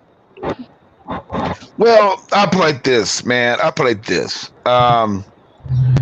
When it comes down to like that game, that what game they pushed it out to January again? It was in the medium, Tuck. But The remember, medium. Tuck. Remember, before you go in, remember, Tuck. We also getting, which we had no clue we were even getting, because that was a surprise. We're getting a DLC story expansion for Gears 5. You see what I'm saying? Yeah, but Which is adding more value to the game, playing it at the best performance ever, with new story. right, You know what I mean? And that's in right, December. We didn't even know that. You right, understand? So it's right. it's But like when it, it's like Sega Forever saying it's not like we don't have no options and things to play. right, I mean, but like I said, but what I'm about to say, like medium, that's a good thing that they pushed that back, because you think about it, just like you said, you can't compete with the big boys, Mm-hmm. knowing that people's money is gonna be funny when they buy the big top games. Right, right. So Well, what you and do, Cyberpunk is going to be a big game. It's going to be a big game, no matter what. so what you do, you set it back to the next year, and that means everything being dying out. When people play medium, they can enjoy the game, and Mm-hmm. that's basically about it. But I tell you right now, Microsoft is doing a lot of good things for gamers too, for the Oh yeah. gaming industry, Oh yeah. and that's one thing that people don't realize. Microsoft is actually trying to save gaming, because look at all the studios that we didn't lost. Mm-hmm. I mean, so be blessed that Microsoft is trying to help these studios out. Well, look at Sega. There's so many reports coming out in the last couple of days. 600 and something employees that were like old school employees retired and left. Sega's in trouble, and I hope Right. Microsoft goes in there and saves Sega them, was asking them to retire too. Sega dude. was, I think yeah, so. it's time. No, they Yeah. were. You said There's a story that came out that Sega was actually talking to these guys about stepping out, Yeah, which is because sad, you know. this is sad, absolutely, and that's why I said I wanted someone like Microsoft to come in a while back to try to save them, because they have the capital and they can bring balance back to Sega, so they can be who they once were, the innovator that they once were. Not that they never imitated, they innovated, right? So Right. I've always said that. You know this, Sega. You know this. Everybody who watches me, you know this stuff. I love Sega. We are. That's why he called himself Sega Forever. We were born and bred on Sega, while everybody else just cared about Nintendo, right? Because Sega was doing things that no one else was. And it's a shame to see such a historic company with so much value, so much influence in the gaming culture, being the point where they're about to go away and no, not exist anymore, just because of their pride and their their way of thinking so archaic that they don't want to let themselves be bought or helped by a company like Microsoft because it's American. That's freaking ludicrous. You see what I'm that saying? is ludicrous. Yeah, it You is know, ludicrous. Wasn't so there? But they were selling off their arcade, yeah, not the. yeah, they sold off Not the the arcade already. Yeah, they sold it yeah. off with all the arcades. Yeah, the So arcade. what about the? So I haven't really looked. I saw the news, um, but I haven't seen anything about their They actual. forced out, according to what my son told me, because I saw the article, but I couldn't read it. I guess he read it. He told me they had to force out 600 plus employees that were Yeah, like the original guys, like from the old school. yeah. They forced them out of retirement. I'm assuming it's because they couldn't pay them or give them the pension, so they wouldn't get full out pension, and it would save them money in order for them to cut corners, because they lost a lot of money. See Well, what I'm saying? like I remember I showed you the picture of my kids because they just went to Japan not too long ago, right before Yes. quarantine. So they actually Yeah. went to the arcade and they took pictures because they know I'm a huge Sega fan. So Yes. They took pictures and everything like that. And when I saw that news, it made me sad. But I I was, bet me as well. Absolutely. but I'm happy that my kids got to see that. You know, Right. because Right. that's a with all But the imagine, when you tell them, now they're closing down after all these years because they just can't maintain them anymore. Your kids are going to be probably in shock. That's my point. You know what I mean? well, Go ahead. that's what we were talking about a little bit earlier. And just to finish this out real quick. Um, in a sense, I'm kind of glad that Japan is shrinking because they're kind of going to have to get back to the stuff that we liked. Now, as far as their future, as you can see with Sega, it's probably Yeah. not good. And this is another thing that I think the Sony people are not looking at. Right. Um, Right. Sony and Japan gaming is going backwards. Yeah. Yeah. And the fact that at this Tokyo Game Show, man, that they kind of embraced Microsoft more than I ever thought they would. That they Right. actually were looking at some of the stuff that Microsoft is doing. Right. I don't know if they're, but I don't know if If it's a little too late. If it's a little too late. I know what you're gonna say. You don't know if it's a little too late. Yeah, that's what I was thinking. Exactly. I was thinking the same thing. I mean, great minds think alike, I guess. But I was thinking the same thing. Could it be a little too late? Absolutely. That's part of the reason why they embrace Microsoft because they realize, listen, we got to do something or we're going to be obsolete, right? Well, you remember, we went through this before. This was before the Dreamcast exited out, and there was people making noise over in Japan, guys that we followed. One of them was Yeah. the guy who was Dead or Alive. Yes. So they were trying to say that, look, dude, either we change or we're gonna get left behind. And basically, these guys made some games. They didn't do too well, and the people didn't really want to change. The culture didn't want to change, right? And that's, Right. that's bittersweet stuff. I think for at least for me, I know for you, for at least guys like us, is that we love that about Japan, but it's also the thing that hurts us about Japan. Right. And how long have I been saying Talkmaster and Sega fan? Sega Forever, rather. Excuse me. I'm sorry. Oh, no, How long have I been saying it's about preservation? Why do you think I was so happy when I heard about Microsoft and GameStop getting together? Because they're going to help them be able to preserve that type of part of the culture for a little bit longer. Well, let's hope so. Yeah. Let's hope so. Because remember what we were talking about earlier. Cyberpunk. Which stage was Cyberpunk on? Cyberpunk came out on what stage? On the Xbox stage. Yeah. Keanu Reeves, right? Stage thing. Yeah. Part of it is Keanu Reeves because Keanu Reeves is a pretty popular guy amongst general Absolutely. audience. Because you saw what happened to Anthem, right? Everybody was so hyped about that game, and what stage did it show up on? I think it was a PlayStation stage, wasn't it? No, it was ours. It was ours. Okay. Well, they had their own. Yeah, I get it. But the main presentation was on ours. You're absolutely right. I remember. Yes. And almost immediately after that, and I know that the guy said some stupid stuff, regardless, but people were so hyped about that game, and I remember watching some people just to get their reactions. Some guys on YouTube and stuff like that.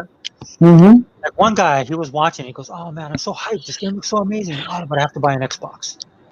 Yes, I remember that. That. So Yeah. now, see, not necessarily that he had to buy an Xbox, but in that little statement, he was kind of confirming a couple things because this is for the X, right? Xbox One X. So the narrative that, of course, the Xbox One X is more powerful, right? And then it'll probably play better on the Xbox One X because of that power, and the fact that this dude's a PlayStation guy. First and foremost, right? Because nobody says that's into gaming. Nobody says, "Oh, it's on that." You just go and buy the game, right? Like if Yeah, you play not a real gamer. Right. I don't sit there and say, "Oh no, I can't get it for Xbox because it's on PlayStation." No, if I want to play it, I'll go buy a PlayStation. Right. You don't even announce it, basically. You don't even make an announcement. You do what you do. And then look what happened to Anthem. Now, problems aside from the game, right? But as soon as that became like a narrative, right? And even though it's a little bit or underlying, and I know I'm diving into conspiracy theories here, but I'm just going by what I see. The thing with Cyberpunk is that as soon as you heard about about it being what was that delayed, or no, the first thing I heard was like about these guys are stressing them out because these guys have to burn the midnight oil to get the game out, which have been going on in gaming for I don't know how long, for millennia. We just never knew about it because we had social media to keep on be butting in and be nosy, basically. Go watch the guy. Just go Google the dude who created ET and come Yeah. then come and complain to me. Yeah, Right? exactly. This has been in time, at all. My man had 3 months And I'm telling you, so the fact that people and are still got all the heat. well, the thing I'm saying is it's more than that. It's more than just concern for the people and the product and Yes. stuff like that, dude. It's because Yes. that thing was on. It was on Microsoft's Talk to thing. yourself, talk to. Go ahead. Go ahead, Sailor. No. So, the difference this time being is because Microsoft has been slowly but surely changing the perspective of people in general about Right. their console. Right, From right. the design. Look, dude, the frick that Icebox thing was a work of genius, man. Whoever they hired to start doing their PR, I know. Oh yeah, for the refrigerator. Oh, I thought that was so silly. That was so. What a way to embrace negativity, right? Not only that. Who did they give that to? Who got the first refrigerator? Oh, Snoop Dogg, Snoop Dogg. They gave it to Snoop Dogg, right? He has ties to Microsoft, right? But Yes. not only that, who's gonna talk trash to Snoop Dogg? Nobody, right? Nobody's No, gonna talk. right, right. Same thing with Keanu Reeves, man. There's so many people that like Keanu Reeves that aren't real And gamers. remember, Sega Forever, Keanu Reeves is very invested in the Japanese culture. Very invested. He's very intrigued and very invested with that culture. So he was also probably another influence of positivity on Xbox with the Japanese culture and maybe the youth, because he embraces them and they love him there very much. You know what I mean? This, You know, even Go ahead, the Tom. Rock got one. Even the Rock got a fridge. Oh yeah, now. yeah. Of course he's gonna get one. The Rock has been there since day one. He got one. Yeah, he got right. one, and he started tweeting. Of course he did. Yeah, he would. He should have gotten a refrigerator too. You ask me. That's Shit. probably one of the coolest moments, not just in Xbox, but in gaming. Yeah, gaming, right? What he said to Bill Gates is still classic. Well, But Microsoft. But people don't understand that Microsoft made it cool to have celebrities and actors be part of gaming. They made that happen. They don't even realize that. So then you also had Terry Crews, who did Crackdown 3, which That's was right. cool, right? Because people are trying to push back on him on Twitter, and he just blew them up, right? He just shut them down. So Right. so whoever is doing the marketing, like I just saw the new Walmart ad for. Oh my God! Amazing ad. It brought tears to my eyes. So the point I'm trying to make is that Microsoft. What Walmart ad is that? Oh, the commercial, did you see it, Tuck? The one they did for Walmart or Best Buys, where it shows the father bringing the son for the very first time, buying a console when he was little. Then he was a teenager, bought his first console out of his own pocket. Then he went in there with his firstborn daughter when she was a baby, and bought a console with her, which was the one. And then now, 7 years later, she's a teenage, almost woman, and they're going to play the Series X, and he has gray hair, and he's smiling at her. He's basically saying, "We've been there for gaming since the beginning, like for you guys." But it's a very well done. It really brings you. It really brings you into the field, especially as a gamer, a root gamers like us, because we can relate with this. You know, where we started to now, with our kids and our kids being grown ups, and they learn to embrace gaming because of us. You get what I'm trying to say? Oh yeah. So you know. Yeah, and that's the stuff that Phil Spencer, like, I mean, to me, it's just kind of that wink and a nod. Yeah, absolutely. It was like when they did the commercial for the adaptive controller. That thing made me cry. I thought it was so sad and so well done. You know, last year or 2 years ago, I think it was. Yeah, I think it was like 2 years ago. But I mean, just by doing that, like he knows who he knows. Like it's like you said, it's a shout out to us root gamers. Hey, future kill Xbox. Did you see what he said? That's absolutely true. Yeah, isn't that funny? Yeah, I think it would have been pretty catastrophic if they would have bought ZeniMax. Absolutely, I agree with you. If Google would have bought them, it would have been pretty bad situations right now. But you know, the way that people. ZeniMax. No, I'm sorry to cut you off, brother. Real quick, you know, to answer Future Kill real quick, or just add on to what he said on the comment. You gotta understand, people like Bethesda, Cinemax, those guys know how Microsoft does business. Microsoft been the company that has been hated through the years in every aspect of the way and sense, from the phone business to the software business, to making PCs, console business, and they've always done something that no matter how much they got scrutinized, they always came back with a vengeance and better than before. They've done that in every aspect of their business, and that's why they've stayed on top and still have become able to become $1 trillion company because they don't give up, dude. They're very persistent. They just don't quit. They always want to challenge themselves to do better when they fail. You understand what I'm saying? Yeah, well, shout out to Satya Nadella, man. That dude is awesome. Oh yeah, for even taking the chance, absolutely. Because he could have been a pothead where he's stuck in old thinking too, and be like, oh, you know what? I don't know, man. I don't want to take these chances. You know what I mean? Right. Well, I mean, just his mentality, the way that he thinks. So I'm glad that he was able to incorporate, Xbox into that. I remember he did a. I was watching this just because I just like the way his perspective on things, and he was talking about Microsoft as a whole. Yeah. And what he was talking about in his certain specifics, but this is before the Xbox One X came out. And Right. Right. he actually referenced it in his speech to Right. the company and to all the shareholders and all that kind of stuff. Right. And not just to throw it in there, but he Right. basically was able to wrangle it into what Microsoft was projecting to do as a company as a whole. And No, when he did that, when I heard him say that, that's when I really believed in the brand. I mean, I did believe in right. the brand, at Right. least Well, the brand. the fact that he took the chance, was awesome to show that he was willing because he really respected Phil, his position, and what he was proposing. You know what I mean? Well, So Chuck, Hey, he bot. yeah. So Chuck, yeah. What's up, puppy? I just got through watching the commercial. That is a classy commercial. Oh yeah, yeah. That is It's really classy. well. It's the true essence of video games. Is what it is. It's It really is. fantastically done. Good Yeah. marketing, really wholesome. Gives you the feels. Give tears to your eyes for a lot of people because I'm pretty sure a lot of people started that way with their parents, and the parents are gone now. They're dead. They're no longer there. It's a very, very well done Yeah. an approach. It's very wholesome, classy. It Yeah. gives the message out, and they didn't even have to show games. They just got the point Uh-huh. across. You see what I'm saying? It Uh, just showed the different it's very generations of powerful. Xbox. Yeah, Yeah. yeah, yeah. It's Very a very powerful. powerful, powerful ad. Very powerful. Oh And a yeah. lot of Oh people haven't yeah. talked about it, but they should, but they haven't. Just like Chuck. So Chuck, what I was going to ask you, because I saw you were able to, you got cut off. So we got the news that we're getting more games, right? Right. In 120 frames per second, full ultra settings, full HDR, Dolby Vision, and in 4K. May not be a lot, but there's more and more coming out little by little.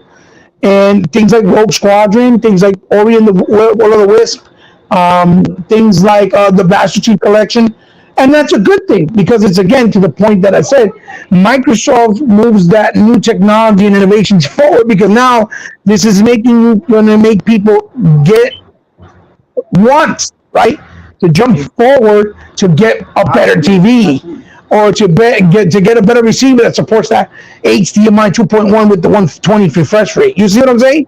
This is the Right. type of things that they did from this beginning with the 360 to the Xbox One to move gaming forward that people never give them credit for. And then when Sony does it, they try to act like, oh, now it's when it counts because Sony's doing it. You see what I'm saying? Like the Oh 4K player, yeah. like the 4K player, or like the 4K gaming in general. Even though it's really looks like it's going to be more checkerboardy again, like you said, and less real 4K. So, Chuck, that news came out. More games. There's about 12. I think Calabri had tweeted out. But what are your thoughts on that too? Like, I think that's great because it motivates you and it influences you to want to get the better TV. It gives you a reason to want to own it. Well, I put it like this, y'all. The more games, the better. The more games, the better. And that's basically, that's a good thing. I mean, it's not a bad thing at all. Right. Now the thing about it is how many games we're gonna be putting in my damn catalog. That's the thing about it. Well, it's making the time right now. When you're on Xbox, it's like what Sega Forever said.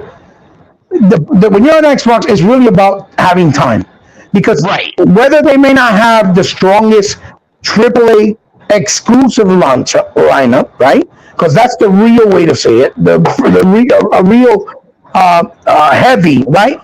They still Right. have some type of a launch lineup, giving you the features right off the set, right? Like Falconeer, like Gears Tactic, like Yakuza, like Bright Memory or Medium, 2 months shortly after, whatever, and whatever else. Remember, right now, as far as we know, we got games like Halo Infinite, The Gunk. We got games now like Bright Memory Infinite, and Medium coming out next year. So it looks like they're trying to stack up next year already as well. You understand? Right. So Yeah. it's not, we haven't even seen Everwild, we haven't seen Crossfire, we haven't seen Fable, we haven't seen the new Hellblade game, we haven't seen the new Ninja Theory game called Mira, the new Forza. You know what I'm trying to say? The games are going to come in full speed and in abundance. It's just not trying to learn how to having the patience to get them. But like Sega Forever said as well, as a gamer, you play whatever comes out. We're gonna have Fable. I mean, we're gonna have Valhalla. We're gonna have Cyberpunk. We're gonna have Watch Dogs. We're gonna have what's the other one that's big? Far Cry coming out as well.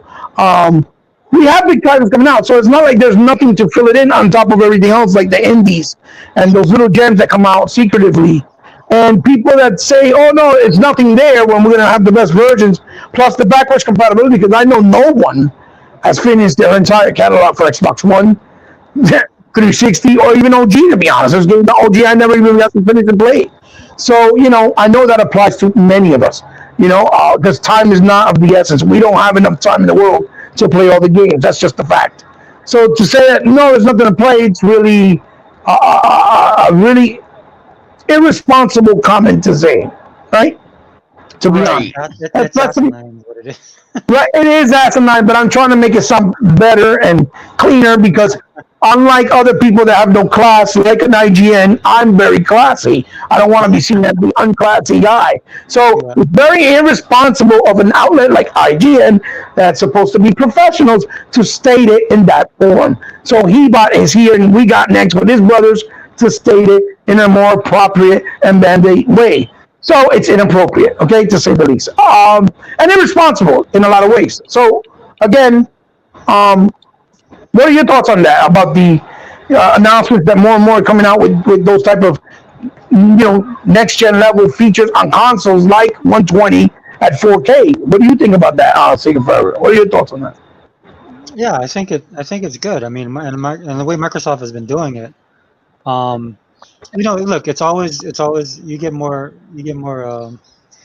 participation from Honey than using this. They've done it. They've not been putting the stick on these guys, right? They've been using the carrot. That's a better way to put it. Right. Allowing the developers, which when Microsoft first started saying that, I was like, okay, what is this? This is basically, business speak, right? From that perspective. PR, PR, right? PR, PR, PR But they talk. actually, yeah, PR. Thank you. But they actually believe that, and now it shows, right? You're giving them you're giving the developer what they want, and they take that and they do what they want with it. Right. So the more that they can do, I think that's great. But the more important thing that Microsoft is doing is that they're giving something for everybody, and they've been doing that ever since they did when they're starting to change direction, especially when Phil is in charge. Right. Right? It's like, look, what do you want? How do you want it? Where do you want it? That's something that they've been like in the beginning. Look, a lot of us, I'll put myself in that group, was like, what are these guys doing? I just like, okay, so I like Rise Son of Rome. Hopefully, we'll get a second version, right? You just play your games and you just carry on. That there's a rumor going on that they're working on a sequel. If it's involved with Microsoft or not, obviously it's still something we have to wait and see. But that's the rambling. And when they talked about the remaster, it came out to be true for Crisis. So fingers crossed. I hope it's true. But that's why, and that goes back to my point, right? Is I that hope it's true too. Yeah, I really hope it's true. Oh yeah. That kind of comes back to my point where they've created this atmosphere, they've created this environment where people are willingly coming on board. It's just better to do it that way than trying to force people to do it. And kudos to Microsoft. Look, they have a lot of patience because there's people that just hate them, that talk a lot of trash. There's guys on our side, who complain just way too much. Oh yeah. But one thing I love, I think they've learned, right? Because Put like you it said, this way. Put it this way, Sega Forever. To add to what you just said, yeah, I've heard of people that got it that are supposed to be so hardcore Xbox fans complaining that the D-pad on the new controller is too clicky. It makes too much noise. Now that's a problem. well, aren't they the same people that got free like elite controllers? they should Uh, they should have them in the future, right? No, but I like, mean, oh my God.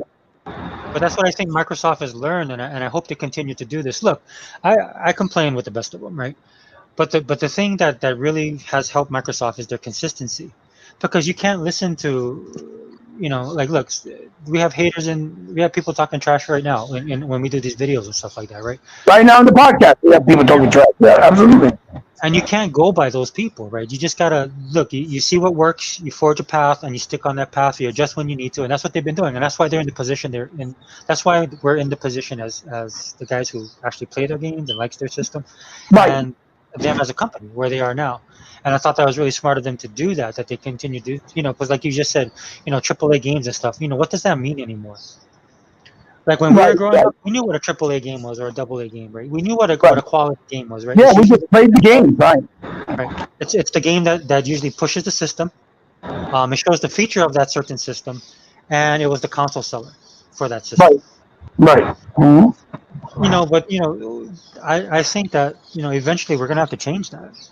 Because Yeah, like well, sometimes that mentality, I never liked that mentality or mindset of saying, hey, a game shouldn't count because it's not a AAA budget. Because we have games that are not AAA budget that actually are far and exceed what a AAA offers with all the beautiful bells and whistles, with all the beautiful presentation. But when you play them, they're boring.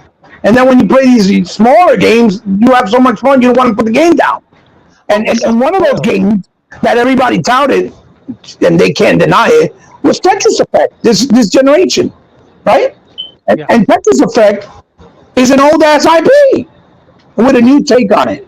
But yeah, everybody's been talking about it. But now that it's coming to Xbox, so that's another Xbox game coming out on the Series X that hasn't been on Xbox. Now it's like, let's not talk about Tetris Effect anymore. You get what I'm trying to say? No, but it's good. It's good that they do that. Like I said, they're forging their own path. You can't listen Yeah. to the people that say those kind of things, right? Because number Yeah. one, they're the ones in the industry. They're the ones creating this stuff. They see the numbers. So that you need games like that. In the same way that I saw your video on Sega. Agree with you 100%. Thank you. Like Thank for me, like Sega would be a good pickup for Microsoft.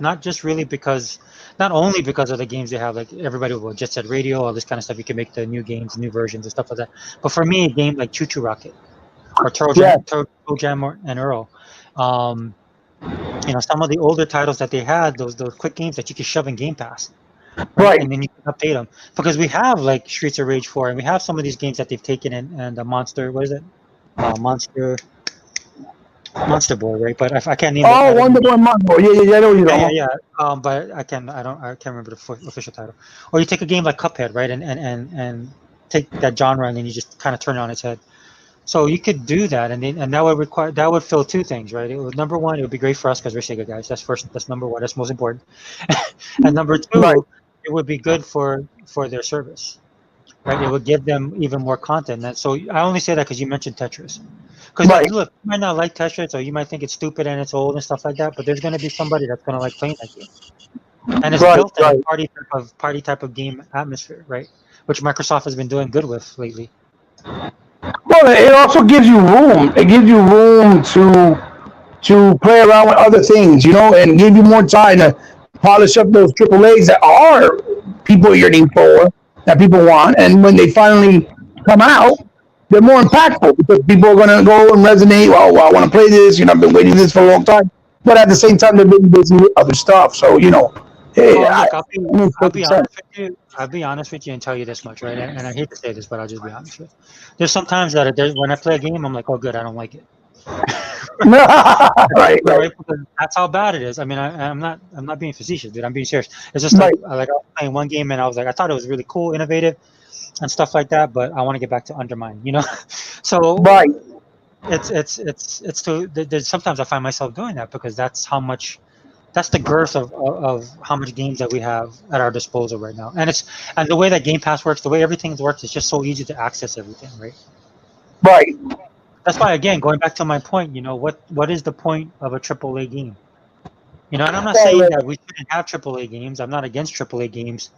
But when you're sitting there telling me that the only reason you bought a PlayStation was for God of War and The Last of Us 2, I think that's sad. Right. Because that you spend so much for so little, right? Because even though they may be good games, that's just not enough reason to buy a console, right? I get The problem I think people have with those games is if you own a PlayStation, it's almost like you're forced to buy it. Right? To justify your purchase. Right, because of their practices. Right. Yeah, Archaic, so for me, archaic, like I said, right. I don't, hey, dude, I don't, it's your money. You want to buy a PlayStation? Exactly. You think God of War is the greatest thing since sliced bread? That's awesome. That's on you. Right. Why are you coming to Xbox? Why are you coming to the Xbox community talking trash? I'll never understand why, if you're so happy with what you have.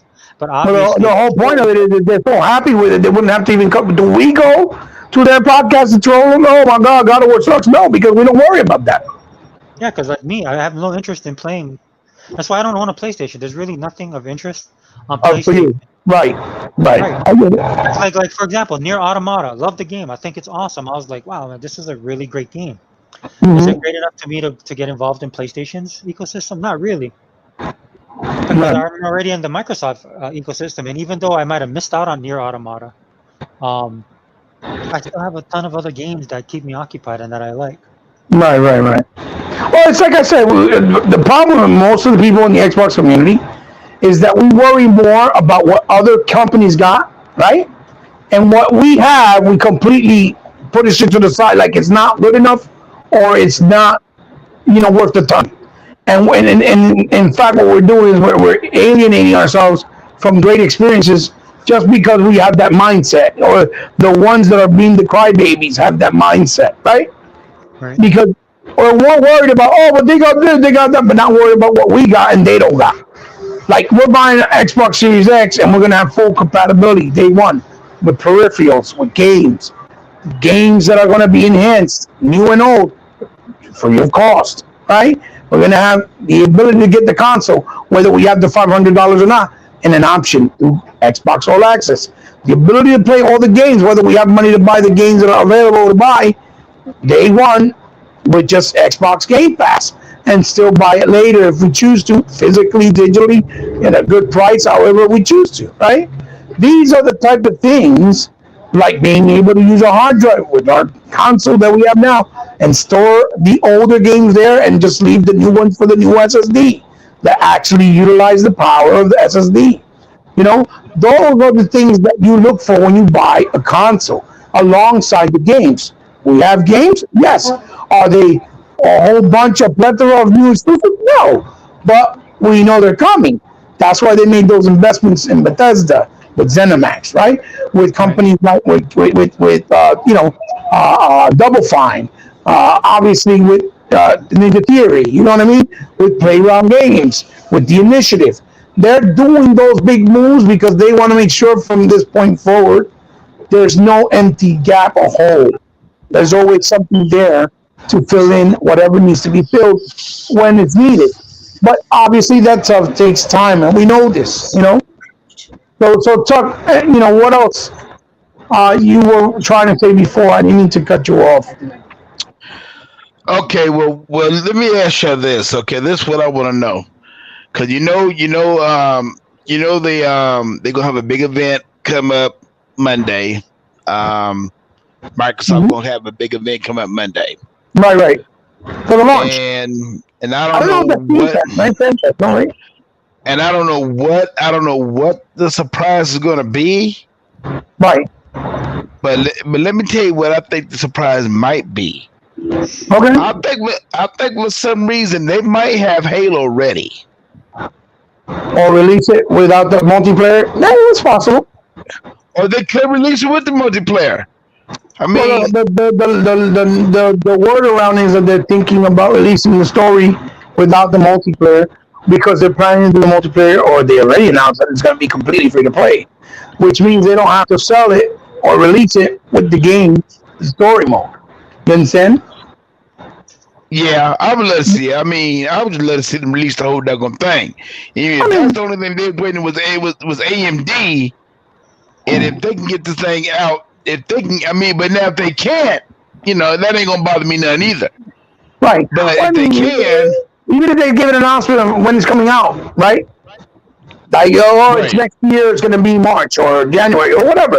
That's still right, something that it's a good surprise and something that will make the gaming fans on the Xbox community happy and is deemed worthy as news to talk about because it's something good, it's positive.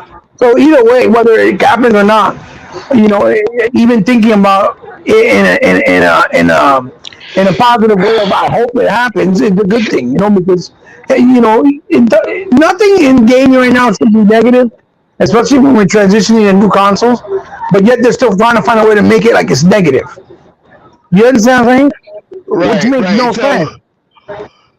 so what do you think that big surprise? I mean, how do you think they're gonna do this event? I mean, that's what I mean. That's what I want to talk about. How do you think they're gonna do this Digitally, event? digitally, like they've done before, digitally, and probably they'll be maybe in a store somewhere with a couple of people that they were allowed to do using precautions with COVID and things like that. But I'm pretty sure whatever it is, it should be fun. You know what'd be Yeah. funny? Just to answer Tuck's question, Tuck, you know what would be funny? If they Oh, announced that they bought, if they announced that they bought EA. oh wow, that would be really funny. That would Dude, be I would funny. laugh so hard if they did that, dude. I would crack up, man, because the internet would just explode because of a game like Madden, right? And it would put everybody. I mean, dude, imagine look what happened when they bought ZeniMax, dude. Imagine if they bought somebody like EA, and you had the Right, same right. videos, Woo! my 25 Oh reasons why man, they did Microsoft that, will allow man. Madden. That will flip everybody's lid. that Shit, you that talking would be about funny. people go shitless and Although they say, they'd probably be nice enough and still keep it multi-plat if that was the case, because that's how Microsoft rolls. But if they didn't, that'd be even funnier. But No, but that's what I that's, mean. There's like 25 million videos of all these guys saying, "Oh, yeah, this is my reasons why Microsoft will keep Madden multi-platform."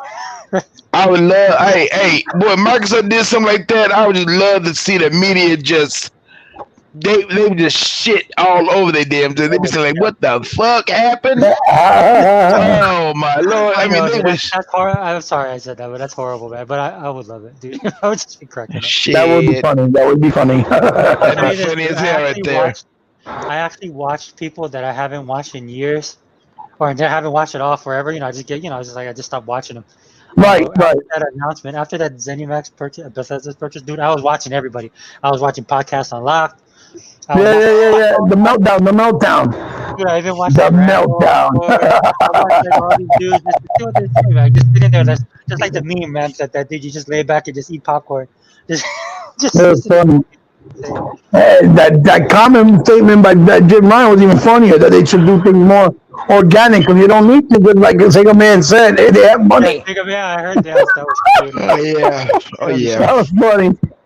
So, I mean, what I'm going to do is we're just going to start heading out because there really was a lot of Sony news. And of course, we got next is more Xbox centric. But I like talking about games in general. But there are a lot of games that are coming out, that came out, that I wanted to let people know. And, that are out there, you should check out in the store, because they might bring you some fun and some a lot of enjoyment in your life. Like the Nine Monkeys of the Shaolin that's out, or the World War Z, or the Asterix, the one that was available on the 360 that was only in Europe, which is a beat 'em up game with the old school cartoon, or the Shantae one that was only available on the DS finally comes to Xbox as well. So there's games up there you guys check out that are priced correctly, like the Pumpkin Jack, Samurai Jack, a lot of games that you should take the time to check out there on the Xbox Store and support it, because if we support Now, them, they'll bring now more of have you? them over. Now Yeah, what's that? Yeah. have you played World War Z? No, no, no, not yet. But I've seen the trailer. It Dude, looks it looks let me like it's tell gonna be you. good. Oh man, it is. Hey, that is a fun game. You're talking about the one That that is, came out last World War Z. You're talking about the one that's co-op, right? Right. Yeah, no, I'm talking about War of the Worlds, like the one based off the Tom Cruise movie. They did a brand new game that's smaller and it's only $15, so it's worth checking out due to the price. Okay. Right, due to the price, and it looks like it might be somewhat interesting, for the price point, obviously. And Right. remember, Bright Memories out there. A lot of people didn't know, or actually, Yeah. or don't really know. It's only $8. You know, Yeah. whether it's 2 hours, an hour, at least it's eight Yeah. bucks, and it's not, $60, $70 for 3 or 4 hours. You know what I mean? So, Right. either way, it's still something to play new, fresh. That if we support, will actually make it better because that's a one-man developer to begin with. And what it looks like he's achieved and accomplished is mind-boggling. I'm very interested and very And, intrigued and, to see what and has it to looks offer. good. And it looks real good too. Yeah, that's what I'm saying. He looks like imagine what he can do with a team behind him. I would tell Microsoft to offer him a studio and let him get people because he's talented, especially with what I've Very seen. talented. And that's unbelievable. One person. That's like when I saw last generation when I saw Dishwasher. One guy did it in his basement. Fantastic game. Then he did the sequel. It took him a couple of years, but it was also very good. And neither one of them, I believe, is back compat, which is a shame. But regardless, fantastic game. One person, they probably were supporting more than we would Cyberpunk because we know Cyberpunk is going to make money. Call of Duty is going to make money. We got to help the small guys so that they get a chance to become big as well. That's the way I see it as a gamer, right? Not as an Xbox fan or biased, just as a gamer in general, as a whole. Because I do that all the time. I buy Sony games like the Journey to the West, the Monkey game that they have only on PlayStation. I bought that, and the game's pretty decent. And a lot of people have never seen them play it on the Sony side anyway. So it's just one of those things, that it is what it is. So, guys, thank you for taking the time and stopping by. It means the world to me. This is our podcast. Everyone that joins us is our podcast. I've said this many times. This is your home. This is not my podcast or my home. It's our home. And I know it's hard because you guys take the time out when you have to go to work, when you're just getting to work from work to make time to hang out with me for a little while, and we could talk about whatever's going on. I wish I had more topics, but again, I don't like to really keep talking. But the only real thing that was out there today was mainly Sony news because of the embargo. So I figured I'll just roll with it in comparison to what Microsoft is doing and how people are not really speaking on it in the manner it should be in a positive way and to help Xbox, right? Not because it's being biased, but because it's the right thing to do the way they did it with PlayStation when the PlayStation supposedly was the better console, the better solution, like that review that John did today in Digital Foundry was having on the floor. It was hysterical. All the damage control he was doing for Spider-Man and saying pixel counts don't count anymore and things like that. So I wish it was like that when Rise on the Road was out. You know what I mean? I'm thinking in the back of my head. So regardless, we have a big day coming up. Maybe we could do like a show maybe Monday or Tuesday just to talk about the Xbox if we get our hands on it. If not, and what we think, impressions from people. If you guys want to try to do something, let me know. And talk about it more in depth, right? Because it's a big time to be embracing and to be happy and excited, really, because new console release is always exciting. Yeah, maybe we don't have as much games this time around, but there's certainly enough there to warrant, some type of excitement because there's things there that we've never had before in the past when we bought other consoles when we were growing up, right? Like a full backwards compatibility enhancements. You know what I mean? Things like, the quick resume, which, by the way, that was another thing that was announced that Sony's PS5 not gonna have. No quick resume, it just goes from one game to another. I forgot what they call it. It was quick stand or something like that. So, it's a lot to celebrate, whether it may look like it's not in certain ways, with these dumb articles saying that it's the luxury car with no gas. So it is what it is. So guys, please give your introductions, say whatever, let people know they can find you. Please go support my brother. He does content every once in a while, but when he does it, it's always meaningful. It's always with a lot of class, with a lot of intellect, and it's definitely worth your 5, 10, 15 minutes, 20-minute time that he takes out to do it. And he's my brother from Hawaii and from another console, and he deserves it. Let him know where they can find you, Cigarette. Take it forever. Yeah, so Sega Forever. You can check me out on All In channel. Used to be Xbox All In. Sorry, like you said, man. I mean, if I put up a video, I try and put some up, but it's just been kind of busy. Right. What I'll try and do is I have a. I meant to do the video, I just haven't gotten around to it, but I'll try and put it out this weekend, especially since the console is launching next week. Right. But I actually have a TCL. Okay. 55-inch series, the QLED, the Series 5 QLED. Okay. I bought that version, which does 4K 60. Okay. The other one is the QLED, the TLC QLED Series 6, which goes 4K 120, and it has bigger screen sizes too. So, but I have my reasons for going with the 4K 60, and well, one of the things is the price and the size. I picked it up for like $399. And it's a pretty impressive TV. So I'll try and do that video put that out there if people are still, look, if you're tight on cash, picking up a Series X and then picking up a TCL 5 Series QLED would be the best option. Yeah. Well, it's like the new the video I saw. It's called Quantum something. It just looks really nice. It's like 1600. I saw it, but I think it's supposed to get a firmware for the 2.1 because it's 2.160, not 2.120. But the guy was saying he's supposed to get a firmware because they're new release, and it's like really, really nice. Oh my God, this looks gorgeous. Well, I've been using it for like I've been using that one for like I'd say about what, a month or two. Right. Okay. And it's impressive. I mean, for a cheap TV, I've been pretty impressed by it. And then I'll try and put some different videos on there to kind of showcase what it can do. And then of course I'll try and do the, of course when you get the Series X and this, hopefully I can get it next week Tuesday. Right. I got the Series X and the Series S. Right. So real quick, I wanted to give Future Kill. Are you still there in the comments section, brother? Because I see he just posted. Are you still there? If you're there, please let me know. Yeah, Future Kill was putting it all up there tonight. Yeah, he was putting in that word.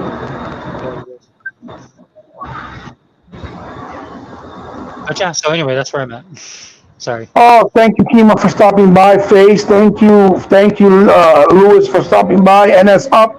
I was trying to see maybe I'd do the giveaway for my Shantae Pop today because I wasn't able to do it on E-Rock Show because the person never got back to me. But I want to do it for Future Kill, but I don't know if he's there. If he does, well, just hit me up because you were very, very fruitful in the comments today, and I think you deserve it. And I'll be more than glad to send it to you. Guys, go also check out my brother Chuck in Xbox Live, Instagram, and on Twitter. He's under DGX Talkmaster.